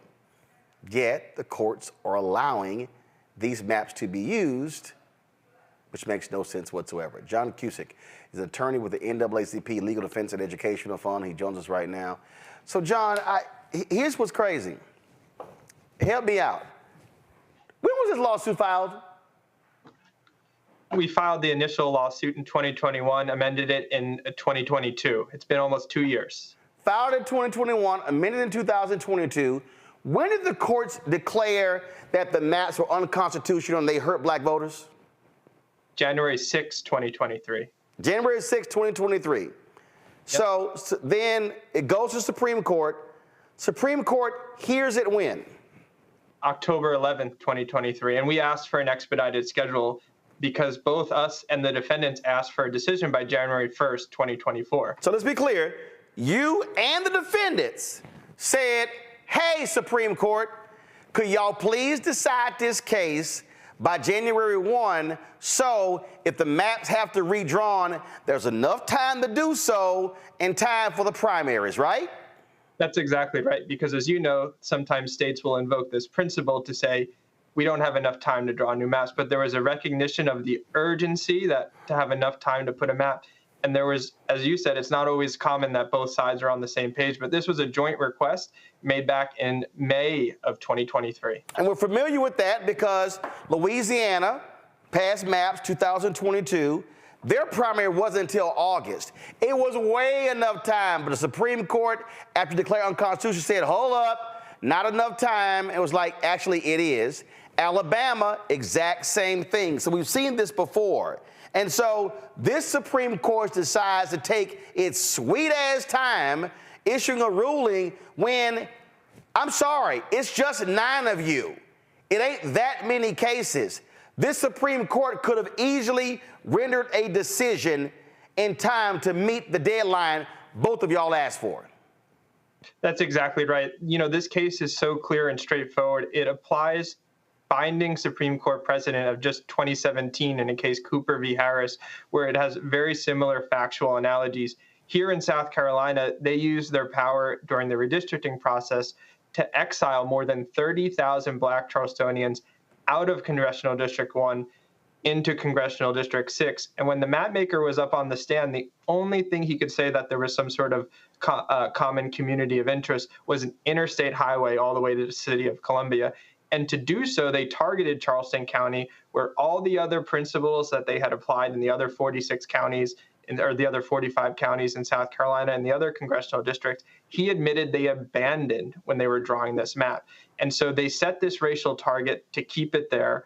To implement that racial target, they abandoned these traditional redistricting principles that had guided all their work. And you see this tremendous disparity of almost 30,000 Black Charlestonians moved out of Congressional District 1 for no reason. So the phrase that we often hear is called cracking and packing. And so really what happened here, they were like, yo, let's move these 30,000 black people over to Clyburn's district, out of Nancy Mace's district, which made it easier for the Republicans to win, so by moving the black folks out. Yeah, so they essentially, not during the legislative session, they didn't say that we were doing this for partisan reasons. Even the lead sponsor during the debate said this is not a partisan gerrymander. Then, unfortunately, what has come all too common is that during the litigation strategy after discovery is they start saying this is a political reason. We're doing this for partisan reasons. And, you know, this is unfortunately a American tradition where you see whatever parties in power invoke partisanship as a guise to target Black and brown voters. But the Constitution's clear that partisanship to discriminate. So it's crystal clear that for redistricting purposes, even though you might be able to have partisanship as a goal, you can't do so by targeting and using race in an excessive way as a means even to achieve a legitimate outcome. And that's exactly what happened here. We had expert, unrebutted evidence that showed even when you account for voters of the same party, black and white voters, black voters are more likely, even when they're in the same party, to be moved out. And so race, not partisan affiliation, was the only thing to explain this movement, and in a way where it was the predominant reason. So if the Supreme Court drops a decision on Monday, it's too late for the fall. Well, right now what happened is the lower court, the district court today, said essentially that maps can stay in place for 2024, both the primary and the general election. Now, it's odd that you talked about timing here. The defendants were on notice since February 4th, 2023, that they could not go forward with any maps under Congressional District 1. And the court was also clear at that same time that if for some reason the appellate process and the pending appeal weren't decided by that, they still could not go forward in that. And so you would think that by January 1st, when the Supreme Court didn't issue a decision, defendants would seek to move again for a stay to say keep the maps in place. That didn't happen. Didn't happen in all of January. Didn't happen in February. They waited 9 days before the qualifying deadline for candidates began to seek a stay. And then they moved the Supreme Court, while the district court did not issue a decision, to stay the entire map, even if it's affirmed. And so right now we're in the process of assessing and evaluating that. But that's essentially what's happening right now, is that under the district court's order, maps and this unconstitutional map, even if the Supreme Court affirms, will be in place for the 2024 election. It just feels like the Supreme Court is essentially putting its thumb on the scale and helping out. And we saw what happened again in 2022. If they had allowed those maps in Louisiana and Alabama to be changed, Democrats could have likely held onto the House, because that's how razor thin these margins are. And that's exactly right. These have national implications. And for our voters and the clients that we represent, and the black voters, the racial gerrymandering harm's clear and immediate. It's impact about everyday life. It's who's being represented. Will those representatives talk about everyday issues from infrastructure to roads to bridges? And, this is one of the big things of why Charleston, with the significant black population, advocated to be maintained together as a community of interest, because representatives need to be responsive to those needs. They need to represent those candidates. And here, to the point you mentioned earlier, Roland, they were intentionally cracked to split up and prevent community members from advocating, from aggregating their voices in a way that those folks could not only be held accountable, but for representatives who could be mindful and responsive to the needs of black community members in Congressional District 1. All right, then. John Cusick, we appreciate it. Thanks a lot. Thank you so much. Take care. Greg, on my Washington Watch show years ago, Cornell Belcher, the pollster, said to black people, hey, we need to be looking at congressional representation a different way. He said from the 1960s through the early 2000s, it was about let's get as many black members of Congress as possible. He said that's not actually maximizing our power. Cornell said then, and this was 10, 15 years ago, that we need to be looking at sacrificing some of our votes in these black districts with a heavily black population to then impact other districts. And that's what Republicans don't want. What they want to do is they want to put as many black people together as possible. That's what happened in Alabama. They just put all the black folks in one, and they were like, there needs to be a second district. And Alabama's like, shit. So because Alabama, there was one black member of Congress, one Democrat. Well, now they guaranteed to have two. Louisiana, same thing. So what a lot of black folks don't realize, depending upon our numbers, we're impacting a district. And matter of fact, in Texas, they specifically targeted Congressman Martin Frost's district, decimated his district, moved black people out, and that actually hurt a number of white Democrats across the South. That was their strategy to target. And for black people, I'm sorry, we vote Democrat. So when Republicans control the House, we don't have power. Absolutely. I mean, and you did right when you mentioned to John Cusick, the whole concept of cracking and packing, and of course they know that. The lawyers know that. Reverend Barber says this all the time. When we vote our numbers, we win. Coalition politics are important. What we're seeing here is not unusual.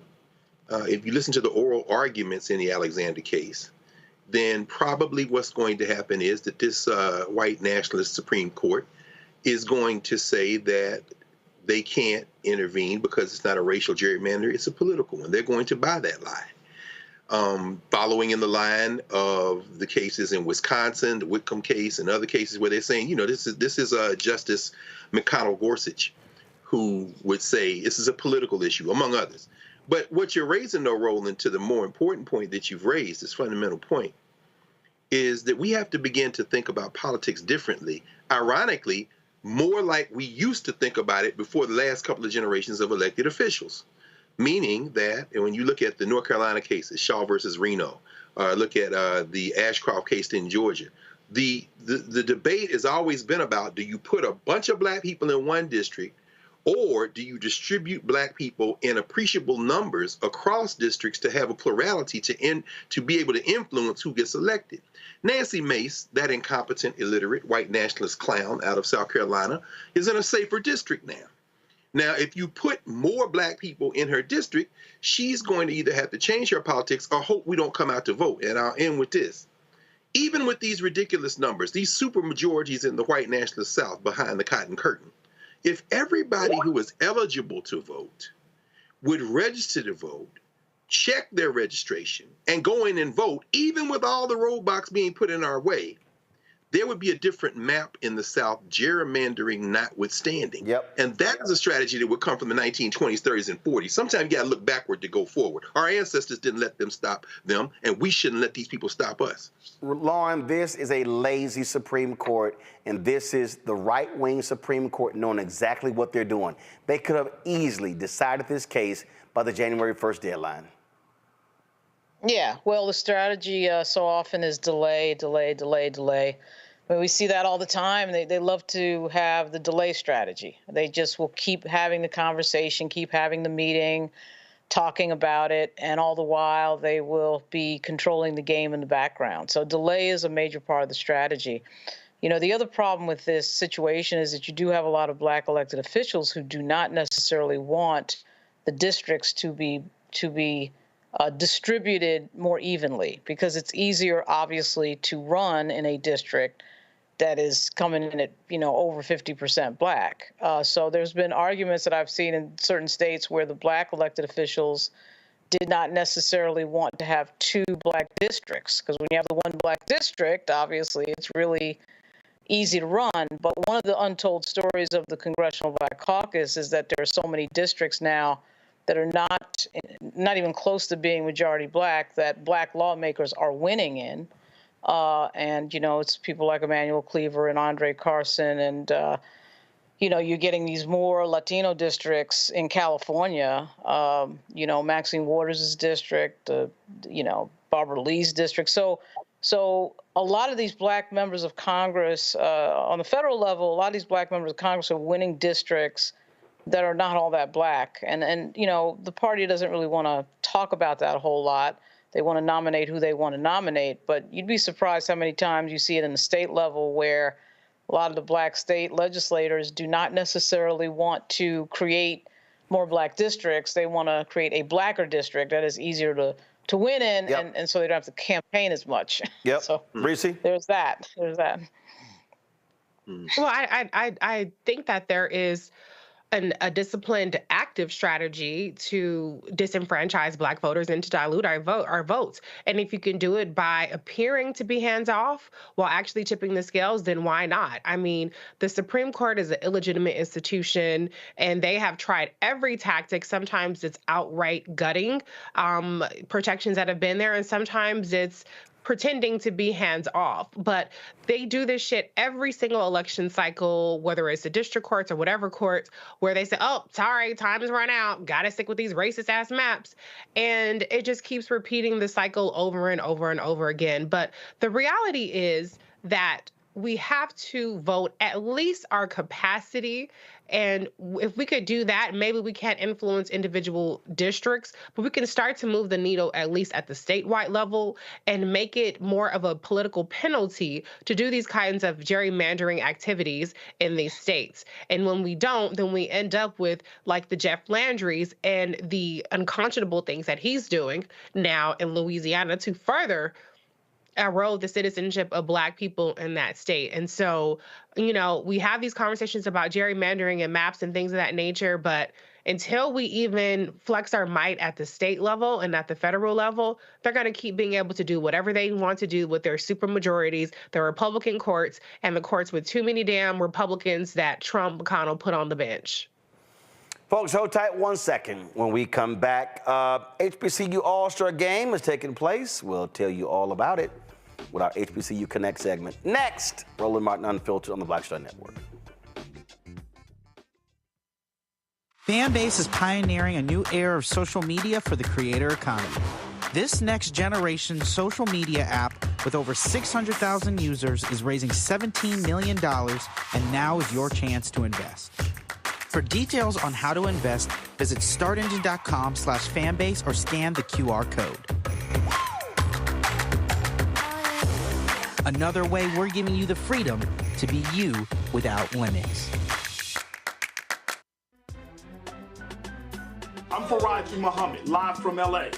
And this is The Culture. The Culture is a two-way conversation. You and me. We talk about the stories, politics, the good, the bad, and the downright ugly. So join our community every day at 3 p.m. Eastern and let your voice be heard. Hey, we're all in this together. So let's talk about it and see what kind of trouble we can get into. It's The Culture, weekdays at 3, only on the Black Star Network.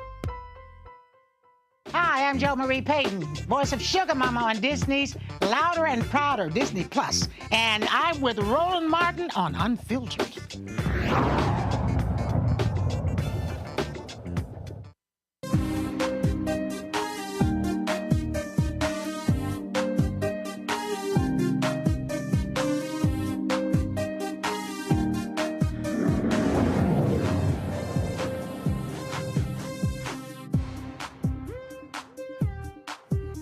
On Sunday, April 7th, the third annual HBCU All-Star Basketball Game will be held at Grand Canyon University in Phoenix, Arizona. The game will showcase the best HBCU basketball players from the four historically Black athletic conferences. It's the MEAC and the SEAC, taking on players from the SWAC and the CIAA. Players from Tennessee State, Hampton, North Carolina A&T universities will also participate. Travis Williams, the CEO and founder of HBO All-Stars. He joins us right now. Travis, glad to have you here. I often wear HBCU gear in the show, so I'm rocking North Carolina A&T today. So how did this idea originate? Yeah, thank you for having me on your show first and foremost. This is truly amazing. This is a God-driven vision that was placed in my spirit in October 2019 after 17 successful years in coaching. And so, you know, when God speaks, you have to listen. And so this is just a great opportunity where we got an opportunity to focus on ERA and OR, exposure, access, recognition, opportunity, resource, and results for our proud and prestigious HBCUs and tradition-rich HBCUs. And so it's just an opportunity to do something that hasn't been done, especially during Final Four weekend and college basketball biggest weekend. And so you're bringing them all together. How many players in total? So it's a total of 24 players representing of Team Rick Mahorn, the MEAC and SIAC and Independent All-Stars versus Team Ben Wallace, the SWAC and CIAA All-Stars. And so this is an amazing moment representing our four premier conferences. And so this is an opportunity during Final Four weekend to celebrate the best in Black college basketball. What about the Gulf Coast Athletic Conference? Well, you know, eventually we're going to get there, you know, but I think more importantly, you know, we got to make sure for our NCAA Division I and Division II, but eventually we're going to get there where we're representing all leagues. Because last year, I'm trying to think, one of their schools was like 27-0, undefeated. Yeah. And like I said, hopefully we get there. You know, it's about getting this, as you know, Roland, about getting this right before we venture out and everything else. And so, and they even take one step further. We're looking at adding our women. You can't forget about the women. That's a different dynamic. And so we're excited about. Yeah, you had Jackson State, a phenomenal squad, went undefeated this year in the SWAC. And so, yeah, pretty good. Who are your sponsors? Well, we have some of our most amazing sponsors. We have Aflac, AT&T, Nike, and a host of local sponsors here that is important for us to not only give back to our community when we get here. It's especially important to support our local black and brown businesses here. And so prior to the game, we're partnered with Archwood here, where we're going to have a lot of our black and brown vendors as a part of our pregame and game day activations and activities. So we're excited about that. And so United Airlines, our official airline. And so there's a host of individuals that are coming in and helping us doing some amazing work here in the Phoenix community. Are the players or the conferences getting compensated? Yep. Well, you know, in the past few years, we've been able to offer scholarships, donations to support all of our conferences. You know, this year, we invited all of our HBCU presidents to participate. We hopefully pretty much the majority of them come. During the halftime, we want to be able to present them a $50,000 check to support their HBCU All-Star Scholarship initiative. $50,000 each? No, 50,000 represent of each conference. Eventually, we'll get to the point where we're able to do that. So you're saying so you can present $200,000 in scholarships because you got 4 conferences? No, this is for the HBCU presidents. HBCU presidents that we're bringing in just to be able to support some of their scholarship initiatives on their campus. We're not there yet, but hopefully we get there. This is only year 2 of year 3 of our event. 50,000 total in scholarships. Yeah, represent about 49 HBC. So, Roland, we have 49 HBCUs, 49 represent HBCUs, 65 HBCU All-Stars, and we selected the top 24. So we want to make sure that we support some of their initiatives there on their campus, and we want them in attendance and being able to. This is just the first beginning of getting this started. All right, questions for the panel. Greg, you first. Thank you, Roland, and thank you, Brother Williams, for including A&T, since Roland is rocking it today, and Tennessee State, and Hampton as well for those folks who have chased after the white conferences. I'm glad you didn't forget about us. I'm interested in this award ceremony y'all going to have at the George Washington Carver Museum. Could you talk a little bit about that, and what's the objective at the award ceremony? I think it's more importantly, like I said, this is an opportunity for us to recognize these top 24 players. Like I said, this is an exclusive group of the top players in black college basketball, and I think, we want to put the national spotlight on them. And just take it back. You think about it, there's 350 NBA players, 30 NBA teams, 450 NBA players, 30 NBA teams, and there's only one current active HBCU player. That's Robert Covington, who played for me at Tennessee State. So I think the most important part, we recognize these outstanding young men for accomplishments during their 23-24 basketball season. And so this is an opportunity for us. When they get here on Wednesday, April the 3rd, next week, we get an opportunity to shine this national spotlight and recognize the great work they're doing on and off the basketball court. But more importantly, the George Washington Carver Museum, this is a high school that was founded for African Americans here in the Phoenix community. And so we wanted to be able to shine a national spotlight on this location and being able to support some of their outreach initiatives and get folks over there and checking out the amazing history that is at George Washington Carver Museum. If you're ever in Phoenix, this is an amazing facility with a lot of rich history and celebration of African Americans' history. Reese? Thanks, Coach. Mr. Williams, I'm curious, with this being an HBCU All-Star, what about HBCU cheerleaders or band members? Are they going to get a chance to kind of show their spirit at this game? Of course, and I'm glad you asked that question. This game is about the entire HBCU experience. And so as you all know, the HBCUs don't exist out here. And so we have the Clark Atlanta University Band that will be here representing. Also, we have the Morehouse College Spelman cheerleaders. And so we will have a little bit of that Atlanta AU Center that's represented here in Phoenix. And so we're truly excited for Clark Atlanta University and Morehouse College representing our band, our cheerleaders, our dance team. Just a truly exciting moment to bring the entire HBCU experience to this part of the region, part of the country that doesn't exist. Yes. Lauren. Is there anybody from Virginia, any of the All-Stars from Norfolk State or Virginia State? Well, Norfolk State, I'm glad you asked. Bertrand. He was the 6th man of the year this year. And so we're excited. You know, Coach Robert Jones has done an amazing job at Norfolk State University. But all these players that are represented, like I said, we got players that are represented from a number of HBCUs, you know, North Carolina Central, Benedict, Norfolk State, Clark Atlanta, Tennessee State. A lot of these players that are represented are all conference players or player of the years in their respective conferences. And so we have an HBCU All-Stars national scouting staff with close to 150 years of experience that's had an opportunity throughout this year to watch these guys in person, on television, up close, and really get an opportunity to recruit and scout. These are former HBCU head coaches, associate head coaches that have been in the trenches and understand our HBCU basketball culture. So trust me, we are truly, truly excited about this game in less than 11 days. And so, yes. All right, then. Where can people go to get more information? Yeah, we can go to HBCUallstargame.com. Tickets are selling fast. There's only a few remaining. We encourage you. Get your tickets now. You do not want to be on the outside looking in for this historic game. And you can follow us on all social media platforms, HBCU All-Star Game, HBCU All-Stars LLC. You can follow me at Travis L. Williams 24. Get your tickets now. You do not want to be on the outside looking in. And just like I said, the game is important, but all of our outreach and things that we're able to do to impact the community here in Phoenix, we are truly, truly excited about being able to put on this HBCU All-Star Game celebrating Black excellence, Black history, and Black cultural experiences at the highest level. All right, Travis, we appreciate it. Thanks a lot. Yeah, thank you for having me on your show. All right, y'all. Tomorrow, it's B-Day. We'll explain that next on Roland Martin Unfiltered on the Black Star Network. Terry and I, we couldn't play in the white clubs in Minnesota. It felt like such a, strength through adversity type moment that I think Black people just have to go through.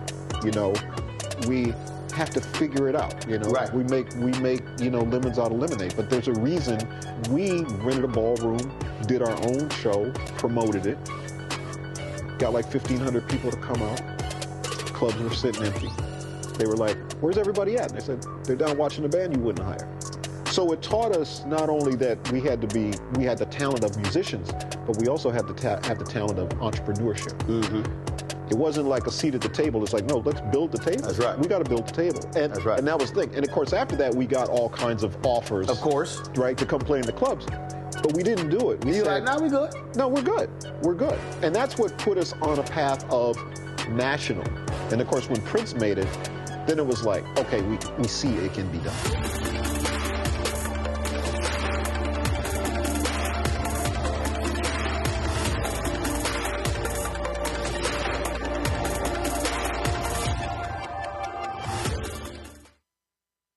Smith, creator and executive producer of the Proud Family, Louder and Prouder, and you're watching Roland Martin Unfiltered.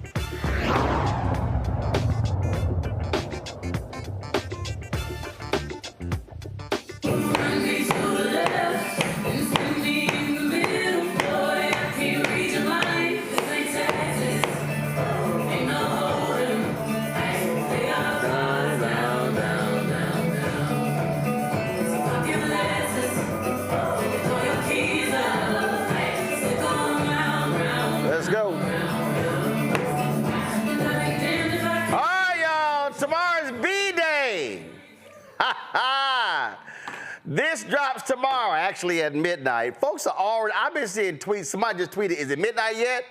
Of course, Beyonce, her Cowboy Carter album, they dropped the information on, a couple days ago. It's a 26-track album. A 26-track album that features a number of country stars, also some up-and-coming stars as well, pays tribute to a country pioneer. And you might remember Beyonce released that long post that she talked about after her experience at the Country Music Awards in 2016, how caused her to dig a little deeper, and now she's come back. Matter of fact, I'm calling this the big payback. She's like, oh, you racist ass white folks. Y'all showed your ass. I'ma show you. And I came back. She dropped Texas Hold'em, became the number one hot country song in the album. Now it's gonna be total 26 tracks. She said this is not a country album, it's a Beyonce album, but it's gonna be a whole lot of black folk, Reese, walking around with cowboy hats. Yeah, that's the Beyonce effect. I mean, I hope that it's as good as her Renaissance album, which got me through writing 2 books, a whole summer, and a whole host of things. I hope that it's a moment for her. I'm going to wait and see how I feel about it when I hear it. But, country isn't normally really my thing, so we'll see if it's giving more Beyonce or country for me. Your ass gonna be listening to Beyonce country. I don't know who you think you fronting. I'm you gon' Somebody posted this photo on Twitter. That was funny as hell when I saw this one. I thought this one was funny right here. A big cowboy hat sitting on top of the Empire State Building. Lauren, it's gonna be real interesting. And I'm telling you, I love how these folk are shook up already. There were some country stations that actually refused to play Texas Hold'em. And man, when they put that on Twitter, the Beehive lost their mind. And the country station was like, hold up, we played it at 4 o'clock. Like they got so many calls in a couple of hours. They're like, yeah, we played it at 4 o'clock, calm down. Yeah, there's no way that this thing is going to go immediately to number 1. There's no way it's not going to make a ton of money. And just reading the track listing, the fact that she's covering the Beatles song Blackbird, and she's got some track on here called Desert Eagle, which I have a sneaking suspicion is going to be a good song just from the title. But no, she doesn't really know how to fail, so that's a great thing. And I like the fact she's doing country. As a big Ray Charles fan, one of his best albums was a country album, because Ray Charles, of course, can sing anything, any genre, anytime, any place. But I think Beyonce, I'm glad she's doing this. It returns the genre to, I think, its natural roots in a lot of ways. And it's going to be a lot of fun, and I'm going to be hovering. I'm going to be hovering at midnight to download it right away. And I think, I don't know. I think that this type of entertainment, music, is one of the greatest things. It's one of the greatest uniting forces. And I think that's the effect that she's going to have. We'll see. I mean, whoever wants to get bitter, they just want to be bitter. Who cares? But I think her talent and this move is going to be very enjoyable. Greg, can I jump in? Yeah, go ahead. Go ahead. Because I'm hoping that it will be a uniting factor, because with all that we have going on, I do not have time for Beyonce's country album to be a civil rights issue. Like, we have gerrymandering, HBCUs under siege. We got every other real fucking issue on the planet. And so I really don't have the capacity to be outraged over whatever white person is fucking with Beyonce and don't like her. Hell no, Reese. I need some country white tears, Reese. Oh no, I want them to see this photo right here, Greg, and lose their damn mind.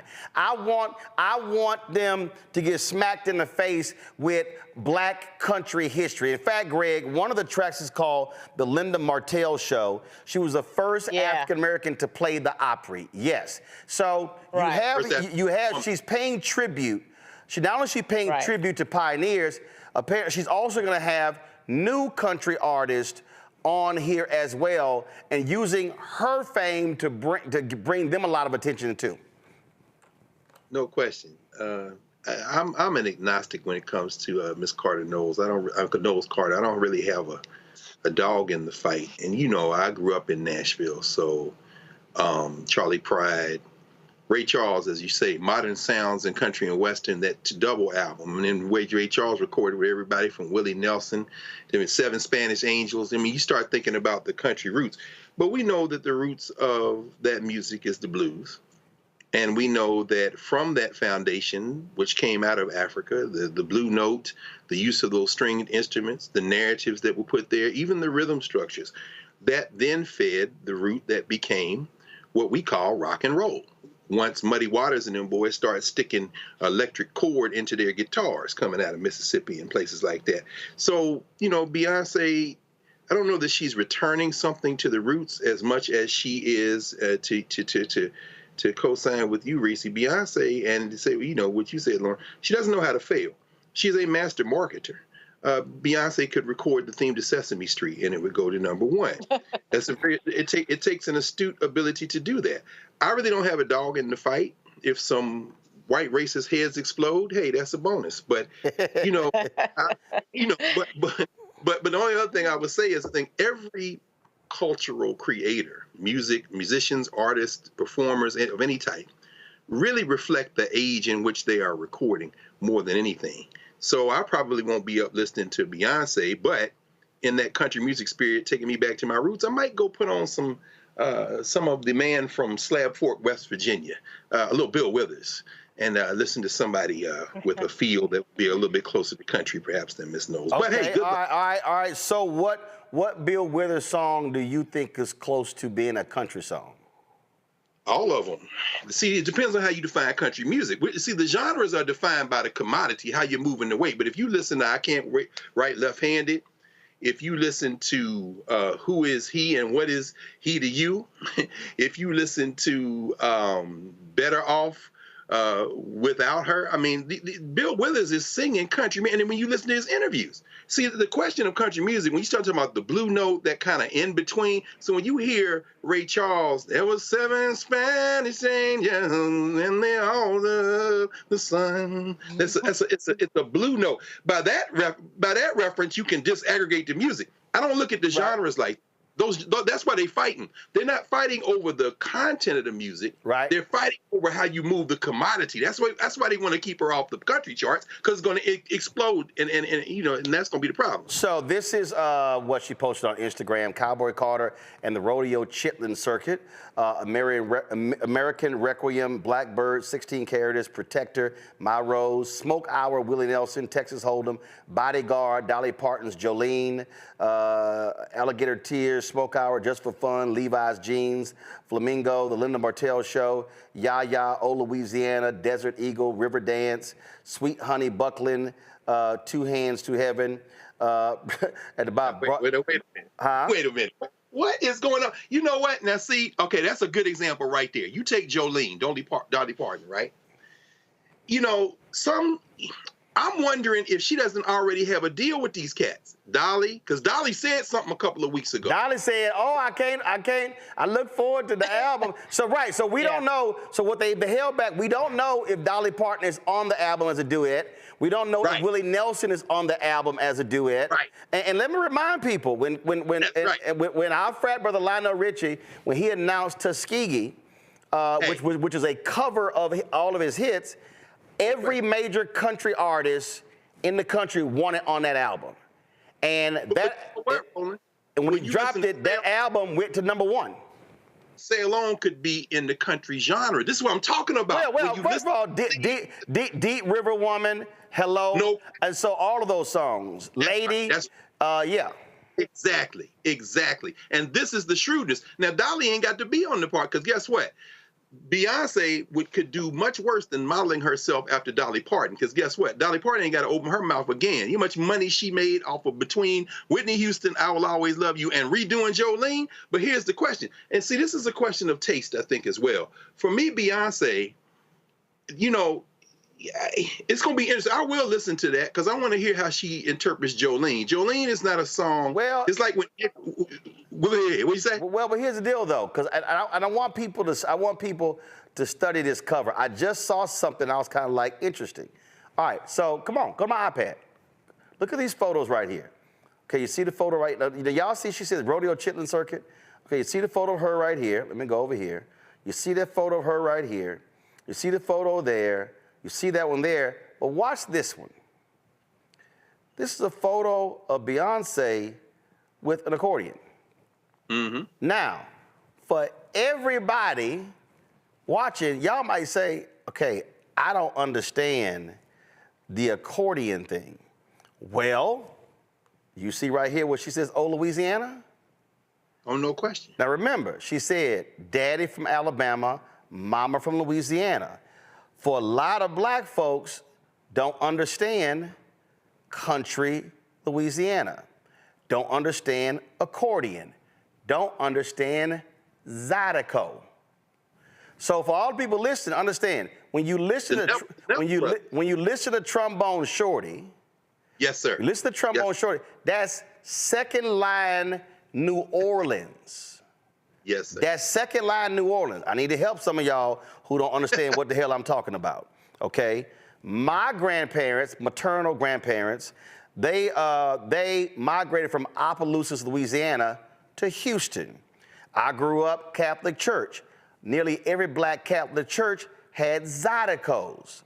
Zydeco music is actually from the country in Louisiana.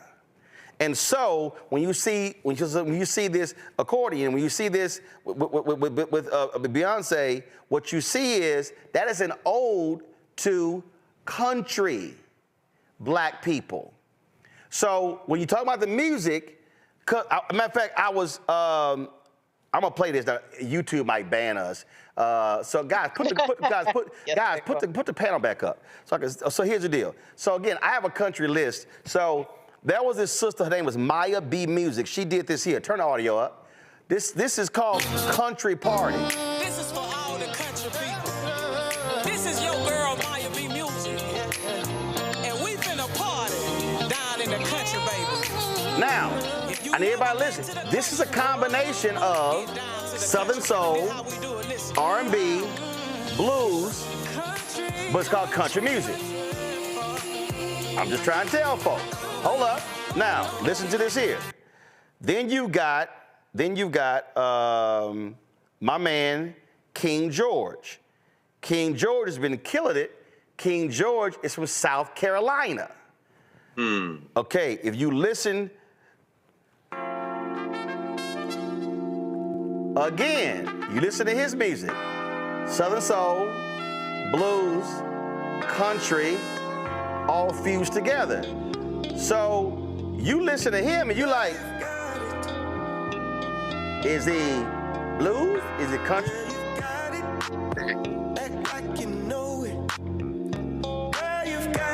Look at Reese. Reese like.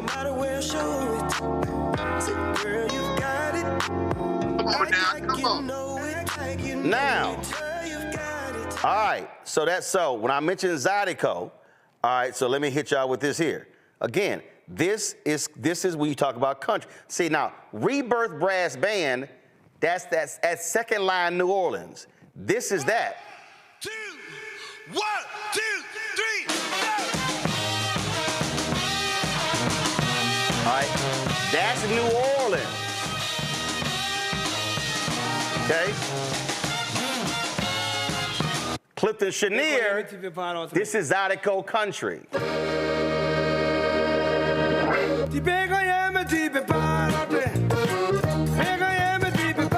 You got Creole influence, country. Then, of course, you got Bojack, give him cornbread. So again, you're talking about, and I'm gonna play this last one. This is Buckwheat Zydeco. We talk about the accordion, that's what he played.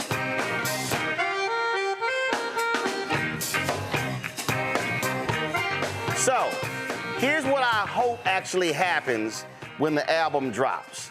What I really hope happens, Greg, is that it's gonna force writers to have to confront the black experience and the history of our people when it comes to all these genres, and it's gonna force some other folk to have to recognize, whether it's Linda Martell, whether it's others, the role that we played. And so that's what I hope stories done, other things happen.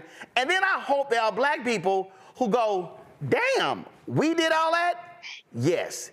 We didn't just do Motown, didn't just do Philadelphia Sound, didn't just do, Chuck Berry, Little Richard, Count Basie, Duke Ellington, Fats Domino. At the reality of black people, we in everybody's music, because it's ours. We already know that. No, we don't. We already know that we dominate. We know that we dominate music better than anybody in this world. No. I'm with Reese. I'm with Reese. No, I don't they need this to be a civil rights moment. No, Lauren, no. Lauren, you missed what I said. And that's it. No, Lauren, you missed what I said. No, I didn't. Yes, you did. No, you said they. You said they. A lot of us don't know our history. A whole lot of us. We know we dominate in music. No, Lauren, no. A lot of us don't. No. We think we dominate R&B and hip hop. A lot of us do not know our own history. And I've seen. You think those regions too? I mean, like. Oh no. Oh, when you talk about regions, when you go around this country, if you talk about, you take go-go. They know go-go on the East Coast. They know go-go if you're talking about southeastern Atlanta, because cats who came from the D.C. area to go to school there. But the reality is, you go deeper, they don't know go-go. You take New Orleans bounce, that's going to go west to Houston. It's going to go east to Mississippi to Florida, not necessarily other places. So when Big Freedia came out, they were like, in fact, when Beyonce put Big Freedia on her album, they were like, what the hell is bounce? So, and hell, all these black folks talk about the Atlanta sound. Ain't no Atlanta sound without Luke in Miami. They told, see, so it's, so Doc, I'm telling you, so when you talk about screw tapes in Houston, we talk about that sound.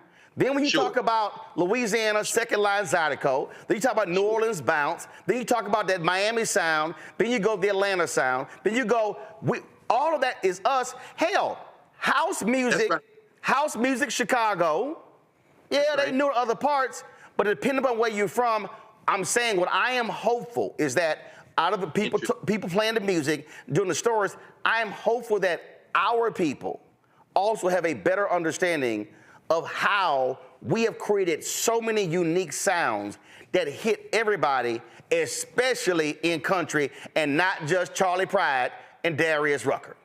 No question. I mean, it's funny though, cultures aren't static. I mean, as you were talking and you talk about Houston, you know what it made me think about?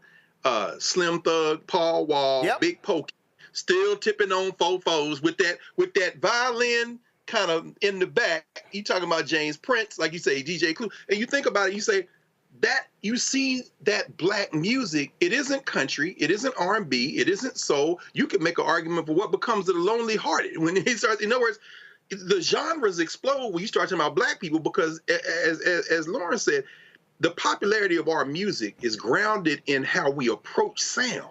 Right. It's not on the platonic scale. And so when you hear that hip hop coming out of Houston, that third coast hip hop, you can absolutely say, you can hear the country. And them Negroes is talking like, I'm like, these some country Negroes. They've destroyed the genre. So when Lil Nas X comes up and they're like, well, I'm gonna take my old town road, it drove them white people crazy because they can't. No, we will take any song and flip it. Make your point, man. That's right. Right, so that's my point. And I'm telling you, Lauren, I'm guaranteeing you what's gonna happen. I put $1,000 on it right now. When this album drops, you are going to see all kind of different stories done on, oh, this is genre bending, this is this. You're gonna see stories on historical country music artists. You're gonna see, you mentioned Ray Charles. Do not be shocked if Ray Charles, the people who run Ray Charles music, watch his shit get reissued.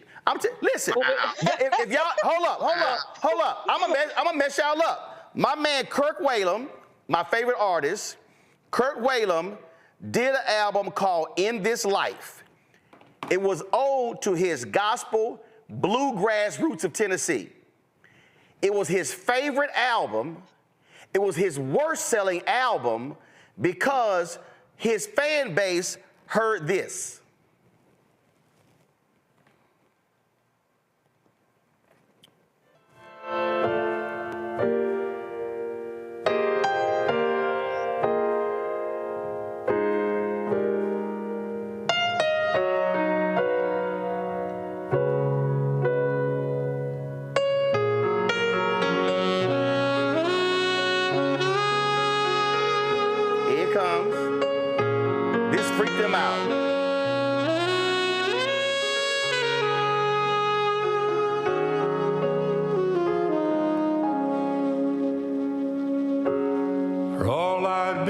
blessed within this life.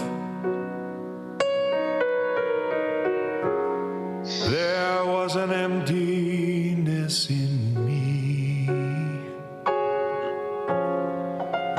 I was imprisoned by the power of gold.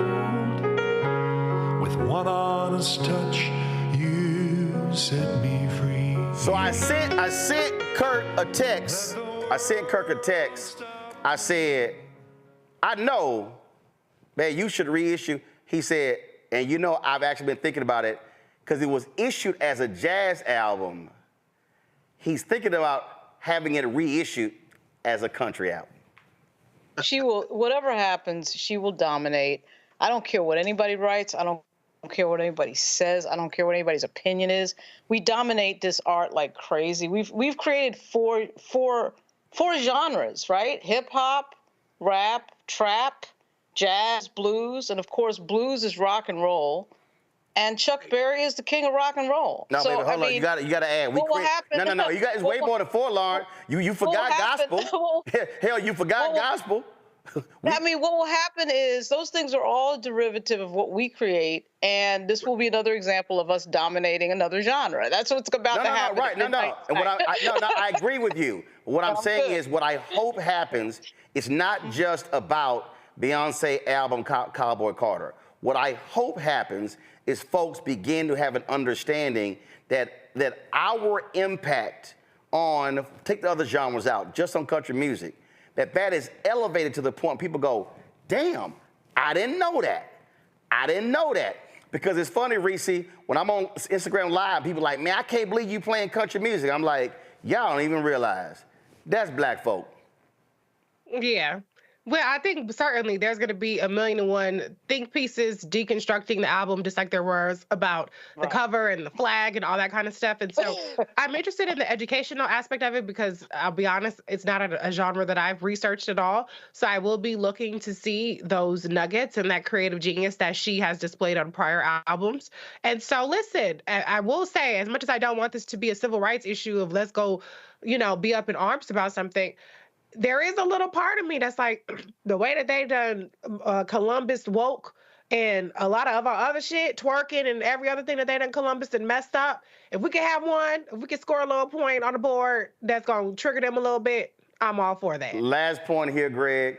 That whole conversation about her on the horse and the flag, it was a whole bunch of black folks who got chin checked real quick from other black folks from the South who said, don't y'all come here talking shit about black Southern culture in rodeos. It was real interesting in watching. It reminded me of when you had some Negroes who were going, didn't nobody ask for Juneteenth? And some of us were like, hey, back your ass up, dogging Juneteenth. Again, because depending upon where you from, you live that. It's personal. Of course. And that's the side that we haven't talked about. And that's the only side that matters for white supremacists. This is why Donald Trump is selling Bibles with Lee Greenwood. And that is the political nature of this. I mean, as I said, having grown up in Nashville, the fight isn't necessarily over the music, because you have all those studio musicians in places like Muscle Shoals, Alabama, where but what I'm saying is, white boys played on Aretha's hits. No question. Yeah, that whole factory. But the problem we have isn't the music. It's the politics. See, when Leonard Skinner, Rodney Van Zant to the day he died, he said, we're not with the Confederates. Yeah, but you got a big-ass Confederate battle flag on your stage. So when you start talking about Skinner, you start talking about, these are bands that we all grew up listening to. We in high school, somebody said, Free Bird. And then you realize the racists embrace that music. Beyonce can never climb that mountain. None of us can. It isn't the music. Right. It's the politics. So you're right, Reese. Whether we want it to be about civil rights or not, this is a political issue because this is their music. This is the music we play when we lynch y'all. This is the music we play when we go to Trump rally. This is the music we play. This is, what's his name, talking about brown sugar, Rolling Stone. And the politics of the music becomes the difficult thing. And I know there's a lot of black people who won't admit that they grew up on and loved them Southern white bands that those white supremacists love too, because if they do, it becomes a political issue. And that's when it's going to be very interesting to see how this plays out.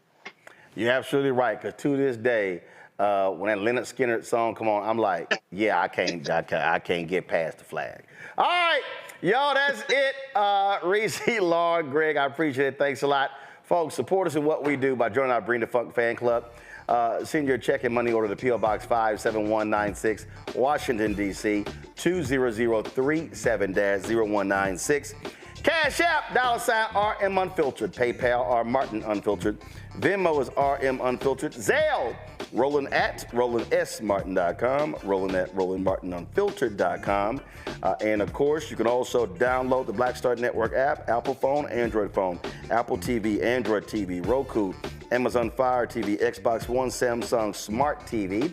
You can check us out, our 24-hour, 7-day-a-week streaming channel on Amazon Fire. Go to Amazon News. Amazon News, you go to Amazon Fire, check us out. You tell Alexa play news from the Black Star Network. You can also, of course, watch us on Plex TV, Amazon Freevee, Amazon Prime Video. And be sure to get a copy of my book, White Fear, The Browning of America.